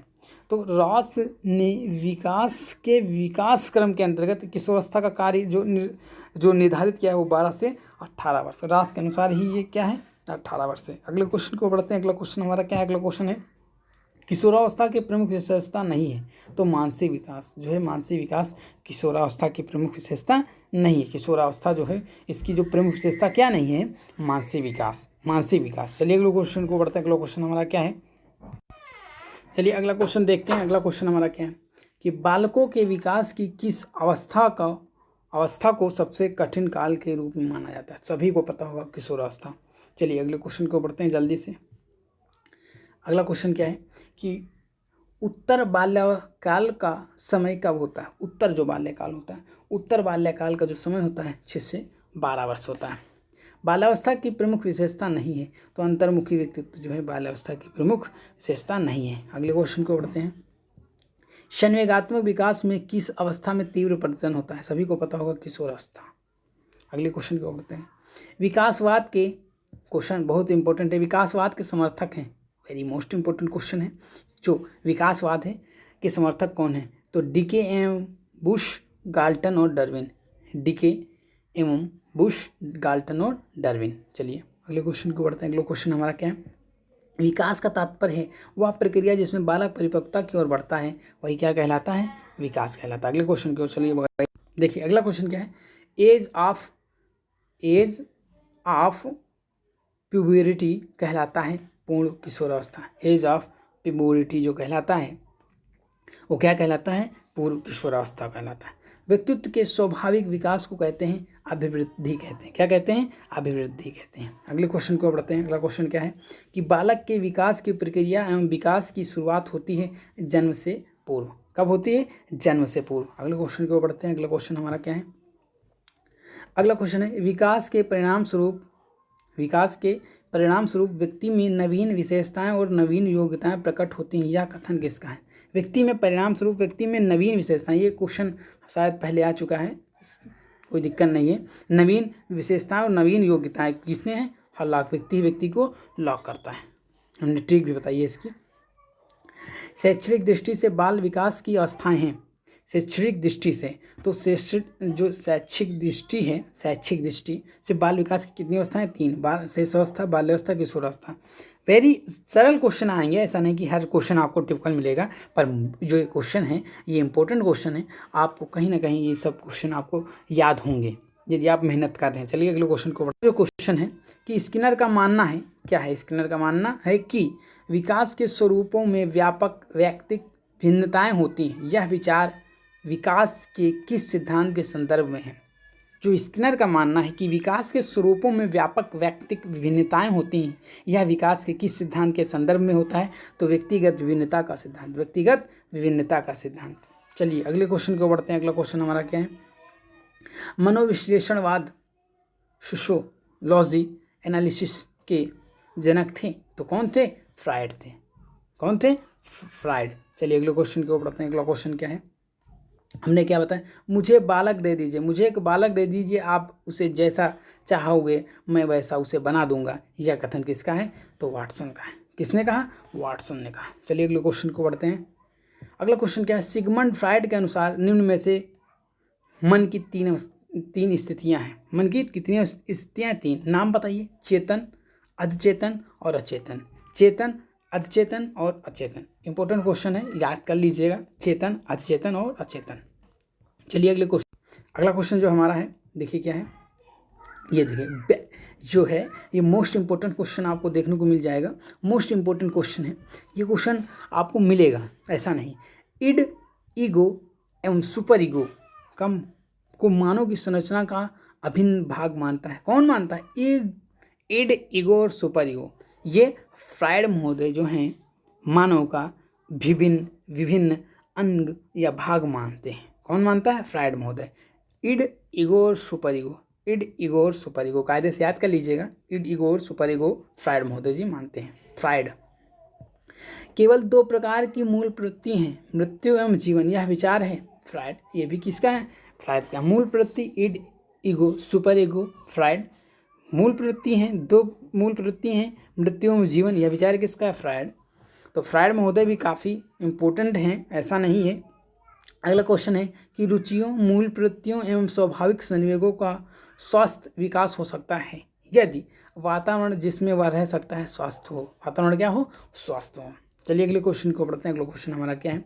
मूल प्रवृत्ति की प्रमुख विशेषताएं पाई जाती हैं, समस्त प्राणियों में पाई जाती हैं, यह जन्मजात एवं प्राकृतिक प्रदत्त होती हैं। समस्त प्राणियों, मूल प्रवृत्ति की प्रमुख विशेषता पाई जाती हैं, किसमें पाई जाती हैं? समस्त प्राणियों में पाई जाती हैं। यह जन्मजात एवं प्रकृति जो होती है प्रकृति प्रदत्त होती हैं, प्रकृति प्रदत्त होती हैं। चलिए अगले क्वेश्चन को बढ़ते हैं। अगला क्वेश्चन हमारा क्या है गाइस? अगला क्वेश्चन जो है व्यक्ति के स्वाभाविक विकास को कहते हैं, क्या कहते हैं? अभिवृद्धि। क्या हुआ? अभिवृद्धि। विकास का अभिप्राय है तो वह प्रक्रिया यहाँ से अलग है, वह प्रक्रिया जिसमें बालक परिपक्वता की ओर बढ़ता है वही क्या कहलाता है? विकास कहलाता है। अगले क्वेश्चन को गाइस बढ़ते हैं। अगला जो क्वेश्चन है हमारा ये 87 नंबर का क्वेश्चन है, काफ़ी इंपॉर्टेंट क्वेश्चन है। इसको देखिए क्या है कि संवेग शरीर की वह जटिल दशा है, संवेग जो है शरीर की वह जटिल दशा है जिसमें श्वसन, नाड़ी तंत्र, ग्रंथियाँ, मानसिक स्थिति, उत्तेजना, अवबोध आदि का अनुभूति पर प्रभाव पड़ता है तथा पेशी या निर्दिष्ट व्यवहार करने लगती है। कथन है, यह किसका है? ग्रीन का है। किसका कथन है? ग्रीन का। तो बहुत सारी जब बात हो जाती है तो जब हमारे मतलब इसमें एक ट्रिक थोड़ी सी देख लीजिए, थोड़ी सी बात देखिए। जब हमारी श्वास की क्रिया, नाड़ी तंत्र, ग्रंथियाँ, मानसिक स्थिति, उत्तेजना, अवबोध आदि की अनुभूति पर प्रभाव पड़ता है, यदि हमको सभी चीज़ का प्रभाव पड़ रहा है तो हमारी जो पेशियाँ होगी निर्दिष्ट व्यवहार करने लगेगी। हमारी सभी तरफ का क्या है, हमको मतलब सभी चीज़ का श्वास, नाड़ी, हर चीज़ का मुझको अनुभव होने लग रहा है। मेरे मतलब हमारे चारों तरफ जो है वो हरी भरी घास हो गई। तो हरी घास को हम लोग क्या कहते हैं? ग्रीन कहते हैं। हरी घास को हम लोग क्या कहते हैं? ग्रीन। इसलिए क्या हो जाएगा इसका आंसर? ग्रीन। आप लोग को समझ में आ गया होगा। अगले क्वेश्चन को पढ़ते हैं। अगला क्वेश्चन हमारा क्या है? मोस्ट इंपॉर्टेंट क्वेश्चन है। देखिए क्या है ये क्वेश्चन आता है, काफ़ी इंपॉर्टेंट क्वेश्चन है। देखिए वातावरण में सब बाह्य तत्व आ जाते हैं जिन्होंने व्यक्ति को आरंभ करने में के समय में प्रभावित किया है, या परिभाषा है वुडवर्थ का। बाह्य तत्व आ जाते हैं, यह कौन है? वुडवर्थ। अगले क्वेश्चन को बढ़ते हैं। अगला क्वेश्चन क्या है कि विकास के परिणाम स्वरूप व्यक्ति में नवीन विशेषताएं और नवीन योग्यताएं प्रकट होती हैं, या किसका कथन है? हल्ला का। मोस्ट इंपॉर्टेंट क्वेश्चन है और आता है, आप ये आ चुका है काफ़ी बार क्वेश्चन। शैक्षणिक दृष्टि से बालक के विकास की अवस्थाएं होती हैं, तो सभी को पता होगा कितनी अवस्थाएं होती हैं? शिशुअवस्था, बाल्यावस्था, किशोरावस्था। चलिए अगले क्वेश्चन को पढ़ते हैं। अगला क्वेश्चन हमारा क्या है? अगला क्वेश्चन है क्या है? अगला क्वेश्चन है शिशुअवस्था की प्रमुख जो होती है, शिशुअवस्था की प्रमुख मनोवैज्ञानिक विशेषता क्या है? तो मूल प्रत्यात्मक व्यवहार। अगला क्वेश्चन क्या है? शिशुअवस्था जो है, शिशुअवस्था में सीखने की प्रक्रिया को होता है, प्रक्रिया का स्वरूप होता है, तो क्या होता है? सीखने की प्रक्रिया में तीव्रता होती है, सीखने की प्रक्रिया में तीव्रता होगी। अगला क्वेश्चन क्या है? बाल्यावस्था का समय है, तो बाल्यावस्था का समय 5 से 12। 94 क्वेश्चन है। 94 नंबर का जो क्वेश्चन है, बाल्यावस्था की प्रमुख मनोवैज्ञानिक विशेषता क्या है? तो मनोवैज्ञानिक जो विशेषता है सामूहिकता की भावना। किसकी है? सामूहिकता की भावना। अगले क्वेश्चन को बढ़ते हैं। अगला क्वेश्चन क्या है कि बाल्यावस्था में सामान्यतः बालक का व्यक्तित्व होता है, तो क्या होता है? बहिर्मुखी व्यक्तित्व वाला होता है। कौन सा होता है? बहिर्मुखी व्यक्तित्व वाला होता है। अगला क्वेश्चन क्या है गाइज? अगले क्वेश्चन की ओर देखिए कि बाल्यावस्था में क्या है? बाल्यावस्था में शिक्षक का स्वरूप होना चाहिए, सामूहिक खेलों एवं रचनात्मक कार्यों के माध्यम से शिक्षा दी जानी चाहिए। कैसी शिक्षा दी जानी चाहिए? मतलब सामूहिक खेल हो, सभी लोग खेलें, रचनात्मक कार्य हो, अच्छे मतलब रचना की जाए, माध्यम से शिक्षा दी जानी चाहिए बाल्यावस्था में। काफ़ी इंपॉर्टेंट होगा ये कार्य अगर किया जाए बच्चों के हित में। चलिए अगले क्वेश्चन को गाइस बढ़ते हैं। अगला क्वेश्चन हमारा क्या है? 97 नंबर्स कि मानव की वृद्धि एवं विकास की प्रक्रिया निम्न में से किस सिद्धांत पर आधारित है? तो विकास की दिशा का सिद्धांत परस्पर संबंध का सिद्धांत है, व्यक्तिगत भिन्नताओं का सिद्धांत है, व्यक्तिगत भिन्नताओं का सिद्धांत है। अगले क्वेश्चन को बढ़ते हैं। अगला क्वेश्चन हमारा क्या है? बालक की अभिवृद्धि जो होती है, अभिवृद्धि जैविक नियमों के अनुसार होती है, कथन किसका है? तो बालक की जो अभिवृद्धि होती है जैविक नियमों के द्वारा होती है, तो किसका है? हार्लॉक का। अगले क्वेश्चन को बढ़ते हैं। अगला क्वेश्चन हमारा क्या है? अगला क्वेश्चन है निम्न में से कौन सा कारक व्यक्ति की वृद्धि या विकास को प्रभावित करता है? तो व्यक्ति की विकास, वृद्धि और विकास यानी कि जो हमारा ग्रोथ और डेवलपमेंट है उसको कौन प्रभावित करता है? ग्रीन। चलिए अगले क्वेश्चन को गाइस बढ़ते हैं। अगला क्वेश्चन हमारा क्या है? 100 नंबर्स का क्वेश्चन हमारा आ गया है। काफ़ी हमको खुशी महसूस हो रही कि हम 100 नंबर के क्वेश्चन पर आ गए। पर्यावरण बाहरी वस्तु है जो हमें प्रभावित करती है, यह विचार है। तो किसका है? रॉस का। रॉस आ जाएगा यदि हमें बाहरी वस्तु प्रभावित करेगी। बाहरी वस्तु क्या है? प्रभावित करेगी। तो बुद्धि लब्धि के लिए पृष्ठ श्रेय किस मनोवैज्ञानिक को जाता है? आप सभी को पता होगा जो बुद्धि लब्धि है तो किसको जाता है श्रेय? स्टर्न महोदय को जाता है। किसको जाता है? स्टर्न महोदय को जाता है। किसी क्वेश्चन में यदि आपको कन्फ्यूज़न है तो ज़रूर हमारे कमेंट बॉक्स में बताइए, और यदि आपने अभी तक इस वीडियो को शेयर भी नहीं किया तो शेयर कर दीजिएगा सबसे पहले, कि दूसरों को भी मदद मिल जाए कि एक वीडियो में आपका बाल विकास में सीखने की प्रक्रिया पूरी फिनिश हो रही है काफ़ी अच्छी तरह से। चलिए हमारा जो अगला क्वेश्चन है क्या है कि शैशवावस्था को जीवन का सर्वाधिक महत्व काल क्यों कहा जाता है? तो यह अवस्था वह आधार है जिस पर बालक के भावी जीवन का निर्माण होता है। यह अवस्था वह आधार है जिस पर बालक के भावी जीवन का निर्माण होता है। अगले क्वेश्चन को आगे बढ़ते हैं। अगला क्वेश्चन हमारा क्या है? अगला क्वेश्चन है कि जैसे जैसे बालक की आयु का विकास होता है वैसे वैसे उसके सीखने के क्रम निम्नलिखित की ओर चलते हैं। तो सूझबूझ की ओर चलते हैं। आप क्या करेंगे? सूझबूझ कर काम करने लगेंगे। अगला क्वेश्चन है निम्न में से कौन सा कथन सही नहीं है? तो विकास जो ऑप्शन होंगे तो उसमें क्या हो जाएगा? विकास संख्यात्मक जो होगा वो सही नहीं है। विकास का संख्यात्मक जो है ये सही नहीं है। अगले क्वेश्चन को बढ़ते हैं। अगला क्वेश्चन हमारा क्या है? क्वेश्चन है हमारा कि निम्न में से कौन सा, देखिए थोड़ा सा दिक्कत हो गई, आ गया सही। देखिए क्या है हमारा जो क्वेश्चन है, निम्न में से कौन सा कथन सही है? तो वृद्धि विकास को प्रभावित करती है। वृद्धि क्या होगा? वही तो विकास को प्रभावित करेगा। चलिए, जिस आयु में बालक की मानसिक योग्यता का लगभग पूर्ण विकास हो जाता है वह है, तो कौन सा पूर्ण विकास हो जाता है? मतलब मानसिक योग्यता, तो 14 वर्ष जो होती है वो मुख्य है। अगले क्वेश्चन को बढ़ते हैं। अगला क्वेश्चन हमारा क्या है? अगला क्वेश्चन है कि मस्तिष्क द्वारा अपनी स्वयं की क्रियाओं का निरीक्षण किया जाता है। तो आत्मनिरीक्षण, वो कौन सी विधि कहलाएगी? आत्मनिरीक्षण। विकासात्मक पद्धति को कहते हैं, विकासात्मक पद्धति को क्या कहते हैं? उत्पत्ति मूलक विधि कहते हैं। क्या कहते हैं? विकासात्मक जो पद्धति है उसको क्या कहेंगे? उत्पत्ति मूलक कहेंगे। अगला क्वेश्चन हमारा क्या है? अगला क्वेश्चन देखिए कि प्रयोगात्मक विधि में समान नहीं करना पड़ता है तो समस्या का चुनाव, प्रयोगात्मक विधि में सामना नहीं करना पड़ता है किसका? समस्या का चुनाव। तो अगला क्वेश्चन हमारा क्या? अगला क्वेश्चन की ओर बढ़ेंगे कि मानव विकास जिन दो कारकों पर निर्भर करते हैं वह है, तो जैविक और सामाजिक कारक। कौन कौन सा है? जैविक कारक और सामाजिक कारक। अगले क्वेश्चन की ओर बढ़ते हैं। अगला क्वेश्चन हमारा क्या है गाइस? अगला क्वेश्चन क्या है? देखिए आपको मतलब कुछ घंटों में बाल विकास एवं सीखने की प्रक्रिया जो है पूरी फाइनल हो रही, तो ज़रूर आप बेहद को आपको भी खुशी होगी कि हाँ मैंने कुछ घंटों में पूरा समाप्त कर दिया। और यदि वीडियो मतलब कुछ कहीं पर आपको दिक्कत हो रही तो वीडियो को पॉज करिए और उस दिक्कत को आप पहले सॉल्व करिए, फिर वीडियो को देखिए। आप वीडियो देखते चलिए और आप आशा करिए कि हमको हर एक क्वेश्चन आता जा रहा है। यदि किसी क्वेश्चन को आपको मतलब दिक्कत है तो आप उसको कॉपी में नोट करिए और आप उस पर सर्च करिए, आपको ज़रूर उससे सटीक जानकारी मिलेगी। चलिए अगला क्वेश्चन की ओर बढ़ते हैं। ये आप हमारे कमेंट बॉक्स में बताइए, मैं ज़रूर उस क्वेश्चन को विधिवत तरीके से बताऊंगा। चलिए, और ये आप हमारे मतलब चैनल्स पर जा करके जो हमारा अबाउट है वहाँ पे आप हमारा व्हाट्सअप नंबर ले सकते हैं, उस पर आप ज़रूर कमेंट करिए क्वेश्चंस को लेकर के, मैं उसका आंसर ज़रूर ही देने की कोशिश करूँगा।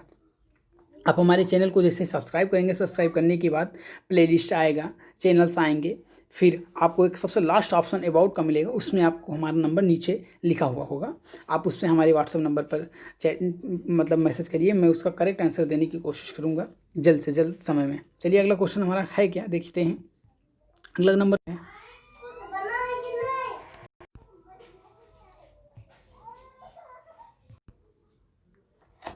जो हमारा क्वेश्चन है देखिए क्या है कि शिक्षक बालकों की पाठ में रुचि शिक्षक बालकों की पाठ में रुचि उत्पन्न कर सकता है संवेगों से। व्यक्तिक भेदों का अध्ययन तथा सामान्यीकरण का अध्ययन किया जाता है विभेदात्मक विधि से।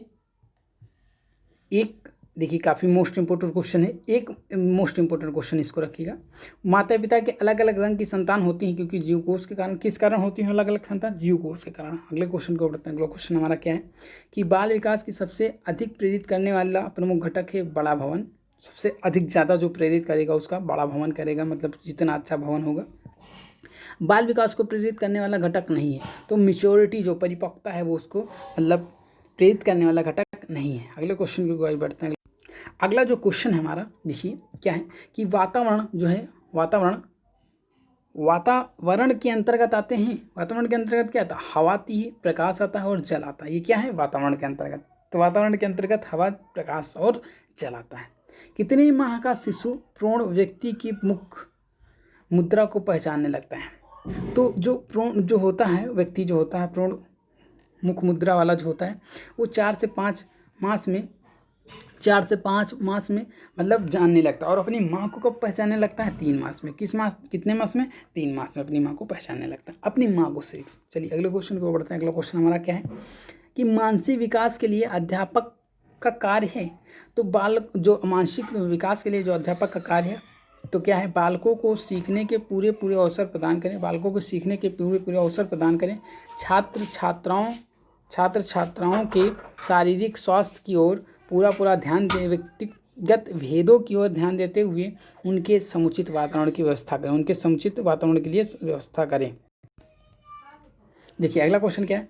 शिशुअवस्था होती है, तो शिशुअवस्था जो होती है वो 6 वर्ष तक होती है। कब तक होती है शिशुअवस्था? 6 वर्ष तक। आपको यदि ऑप्शन मिलेगा नहीं तो 6 मतलब जो जन्म से 5 या 6 वर्ष। अगले क्वेश्चन की ओर क्या है बढ़ते हैं हम। अगला क्वेश्चन है वाटसन ने नवजात शिशु के मुख्य रूप से कितनी संवेगों की बात की?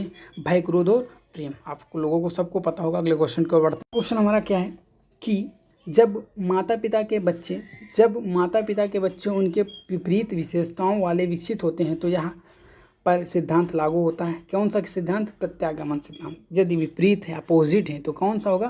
प्रत्यागमन। यदि एक डॉक्टर से उसका लड़का जो नालायक है तो क्या हो जाएगा? एक अपराधी है, एक पुलिस वाले का लड़का क्या है? अपराधी। तो क्या हो जाएगा? प्रत्यागमन। चलिए अगले क्वेश्चन को बढ़ते हैं। अगला क्वेश्चन हमारा क्या है? समानता के नियम के अनुसार माता पिता जैसे होते हैं उनकी संतान भी वैसी होती है। तो मतलब जैसे कह दिया कि जो समानता है, समानता के नियम के अनुसार माता पिता जैसे होते हैं उनकी संतान भी होती है माता पिता जैसी, समानता के अनुसार वैसी भी होती होंगी। चलिए अगले क्वेश्चन को बढ़ते हैं। शिशु का विकास प्रारंभ हो जाता है, तो शिशु का जो विकास होता है वो गर्भकाल से ही प्रारंभ हो जाता है। सामाजिक स्थिति वंशानुक्रमीय होती है, तो कैसी होती है? जो सामाजिक स्थिति होती है, सामाजिक स्थिति वंशानुक्रमीय होती है। कैसी होती है? वंशानुक्रमीय होती है। यहाँ पे ये क्वेश्चन थोड़ा मिसप्रिंट है, कैसी होती है? तो वंशानुक्रमीय होती है। अगले क्वेश्चन को बढ़ते हैं। अगला क्वेश्चन हमारा क्या है कि बालक की मूल शक्तियों का प्रधान कारक है, तो कौन है प्रधान कारक? वंशानुक्रम है। कौन है? वंशानुक्रम है। वंश का बुद्धि पर प्रभाव देखने के लिए सैनिकों के वंशज का अध्ययन किया। किसने किया? गोडार्ड ने। किसने किया? गोडार्ड ने। मतलब वंश का वृद्धि पर प्रभाव देखने के लिए सैनिकों के वंशज का अध्ययन किया, तो गोडार्ड कौन थे? गोडार्ड महोदय ने उनका अध्ययन किया। अगले क्वेश्चन को पढ़ते हैं। अगला क्वेश्चन हमारा क्या है? जो अगला क्वेश्चन है हमारा वो मूल प्रवृत्ति का प्रतीक होता है, तो संवेग होता है। बालक विकास की दृष्टि से सर्वाधिक समस्या का काल होता है, तो कौन सा काल होता है? समस्या की दृष्टि से। समस्या जो करता है उसे स्वास्थ्य करता है। इसमें डिफरेंट है, समस्या पूछ रहा है, सर्वाधिक समस्या का काल होता है तो स्वास्थ्य समस्या का काल होता है। अगले क्वेश्चन की ओर बढ़ देंगे। अगला क्वेश्चन हमारा क्या है कि बालक की अभिवृद्धि जैविकीय नियमों के अनुसार होती है। कथन है ग्रोकमैन का। किसका है? ग्रोकमैन का। काफ़ी इंपॉर्टेंट ये नहीं है, इसको आप एक बार पढ़ लीजिए कि बालक की अभिवृद्धि जैविकीय नियमों के अनुसार होती है। कथन किसका है? ग्रोकमैन का। काफ़ी इंपॉर्टेंट नहीं है। चलिए अगले क्वेश्चन को पढ़ते हैं। अगला क्वेश्चन हमारा क्या है कि बालक के विकास को जो घटक प्रेरित नहीं करता वह है वंशानुक्रम या वातावरण, दोनों ही की नहीं। तो जो होता बालक के विकास को जो घटक प्रेरित नहीं करता, तो प्रेरित जो नहीं करेगा वो वंशानुक्रम और वातावरण। अगले क्वेश्चन को बढ़ता है। अगला क्वेश्चन हमारा क्या है कि किसके विचार से शिशुअवस्था में बालक प्रेम की भावना काम प्रवृत्ति पर आधारित होती है? तो फ्रायड के अनुसार। चलिए अगले क्वेश्चन को बढ़ते हैं। अगला क्वेश्चन जो हमारा है देखिए कि वंशानुक्रम माता पिता से संतान को प्राप्त होने वाले गुणों का नाम है या परिभाषा दी। ये रूथ बेंटिक्स ने दी। किसने दी? रूथ बेंटिक्स। मतलब वंशानुक्रम माता पिता से प्राप्त संतान से को प्राप्त होने वाले गुणों का नाम है या परिभाषा किसने की? रूथ बेंटिक्स। रूथ बेंटिक्स ने। अगले क्वेश्चन को बढ़ते हैं। अगला क्वेश्चन हमारा क्या है? 133 क्वेश्चन है। काफ़ी अच्छा महसूस हो रहा है कि हम लोग 150 की तरफ बढ़ रहे हैं। आप लोग इस वीडियो को ज़रूर ही पूरी देखिए, आपको निश्चित मदद मिल रही है, मैं आशा करता हूं। और वीडियो को पॉज ना करिए, क्योंकि आपको वही क्वेश्चन शायद पेपर में आ सकता है जिस क्वेश्चन को आप स्किप कर रहे हैं। तो आप देखिए, ज़रूर देखिए। देखिए हमारा क्वेश्चन क्या है? विकास के परिणाम स्वरूप व्यक्ति में नवीन विशेषताएं तथा नवीन योग्यताएं प्रस्फुटित होती हैं। हल आपका वेरी मोस्ट इंपोर्टेंट क्वेश्चन है, काफ़ी बार देखने को मिल चुका है, आप लोग को याद भी हो गया होगा। इस तरह से मतलब डबल क्वेश्चन इस बार है कि मतलब जो ज़्यादा इंपॉर्टेंट है उसको मैं 2 बार 3 बार रखने की कोशिश कर रहा हूँ कि ये क्वेश्चन आपको ज़रूर ही देखने को मिल जाएंगे। तो इस कारणवश मैंने इन क्वेश्चनों को रखा है कि आपको पता चले कि हाँ ये क्वेश्चन हैं और आते हैं काफ़ी बार, इसलिए मैंने इन क्वेश्चनों को रखा है। नहीं तो मैं स्किप कर सकता था। मैं इस पर ज़्यादा समय ना देते हुए मैं बता देता हूँ कि ये क्वेश्चन आपको कई बार देखने को मिल चुका है। अगला क्वेश्चन जो हमारा है देखिए, हालांकि वातावरण प्रत्येक वस्तु है जो व्यक्ति के जीन्स के अतिरिक्त प्रत्येक वस्तु को प्रभावित करती है। कथन है एनास्टॉसी का। ये भी सेकंड टाइम है, आप ध्यान दीजिए, ये भी सेकंड टाइम है। वातावरण प्रभाव प्रत्येक वस्तु है जो व्यक्ति के जीन्स के अतिरिक्त प्रत्येक वस्तु को प्रभावित करती है। कथन किसका है? एनास्टॉसी का। किसका है? एनास्टॉसी का। चलिए अगले क्वेश्चन को बढ़ते हैं। अगला क्वेश्चन क्या है? वंशानुक्रम हमें विकसित होने की क्षमता प्रदान करता है। कथन किसका है? लैंडिस का। ये इंपॉर्टेंट क्वेश्चन है और पहली बार आया है। इंपॉर्टेंट क्वेश्चन है और पहली बार आया है। वंशानुक्रम हमें विकसित होने की क्षमता प्रदान करता है। क्या प्रदान करता है? क्षमता। यह कथन किसका है? लैंडिस का है। किसका है? लैंडिस का। अगले क्वेश्चन को बढ़ते हैं। अगला क्वेश्चन हमारा क्या है? अगला क्वेश्चन हमारा क्या है कि जीवन की क्या है? जीवन की प्रत्येक घटना का वंशानुक्रम एवं वातावरण से किस विद्वान ने संबंधित किया है? पेज एवं मैकाइवरने ने। पेज एवं मैकाइवरने ने जीवन की प्रत्येक घटना का वंशानुक्रम एवं वातावरण से किस विद्वान ने संबंधित किया? मतलब जो घटना होती है वो वंशानुक्रम और वातावरण से संबंधित होती है। पेज एवं मैकाइवरने ने। देखिए यह मत किसका है? यह मत किसका है? शिक्षक को अपने कार्य के सफल संपादन के लिए व्यवहारिक मनोविज्ञान का ज्ञान होना चाहिए। मॉन्टेसरी का। किसका? वेरी मोस्ट इंपॉर्टेंट है, मारिया मॉन्टेसरी जो है। काफ़ी इंपॉर्टेंट क्वेश्चन आता है कि यह मत किसका है? शिक्षक को अपने कार्य के सफल संपादन के लिए व्यवहारिक मनोविज्ञान का ज्ञान होना चाहिए। मॉन्टेसरी का। अगले क्वेश्चन को पढ़ते हैं। अगला क्वेश्चन हमारा क्या है कि वर्तमान समय में विद्यालय में मैत्री और प्रसन्नता का जो वातावरण दिखता है उसका कारण है मनोवैज्ञानिक उपचार। क्या कारण है? मनोवैज्ञानिक उपचार का कारण है। यह विचार किसका है? क्योंकि दो बालकों में समान योग्यताएं या समान अनुभव नहीं होते, इसलिए दो व्यक्तियों में किसी वस्तु या परिस्थिति का समान ज्ञान होने की आशा नहीं की जा सकती। तो आंसर किसका है? हॉलॉक। मतलब जब दो व्यक्ति हैं तो जब वो एक जैसे नहीं होते तो जो दो स्थितियाँ होती हैं, दो वस्तुएं होती हैं, उनमें ऐसी मतलब आशा नहीं की जा सकती है। किसका? हॉलॉक का। अगले क्वेश्चन को पढ़ता है। अगला क्वेश्चन हमारा क्या है कि लड़कियों में बाह्य परिवर्तन किस अवस्था में होने लगते हैं? तो किशोरावस्था में।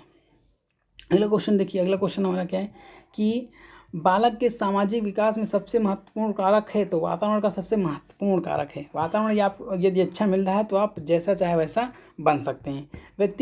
व्यक्तिगत भेद को क्या करने की विधियां हैं? बुद्धि परीक्षण, व्यक्ति इतिहास विधि, रुचि परीक्षण। अगले क्वेश्चन को पढ़ते हैं। अगला क्वेश्चन क्या है? बालक से कहना घर गंदा मत करो कैसा निर्देश है? तो निषेधात्मक। बालक से यह कहना कि घर गंदा ना करो कौन सा है, निषेधात्मक सिद्धांत है। इंपॉर्टेंट क्वेश्चन है, ध्यान से देखिएगा। अगले क्वेश्चन की ओर बढ़ते हैं। अगला क्वेश्चन हमारा क्या है कि बाल्यावस्था के दो भाग कौन कौन से हैं? तो पूर्व बाल्यावस्था तथा उत्तर बाल्यावस्था। कौन है? पूर्व बाल्यावस्था और उत्तर बाल्यावस्था। अगले क्वेश्चन को गाइस बढ़ते हैं। अगला क्वेश्चन हमारा क्या है? ये गाइस 1 घंटा हमारा पूरा हो गया है और आपको 145 क्वेश्चंस मैंने बता दिया है। आपको भी अच्छा लग रहा होगा कि 1 घंटे में करीबन 45 क्वेश्चन मैंने कंप्लीट कर लिए।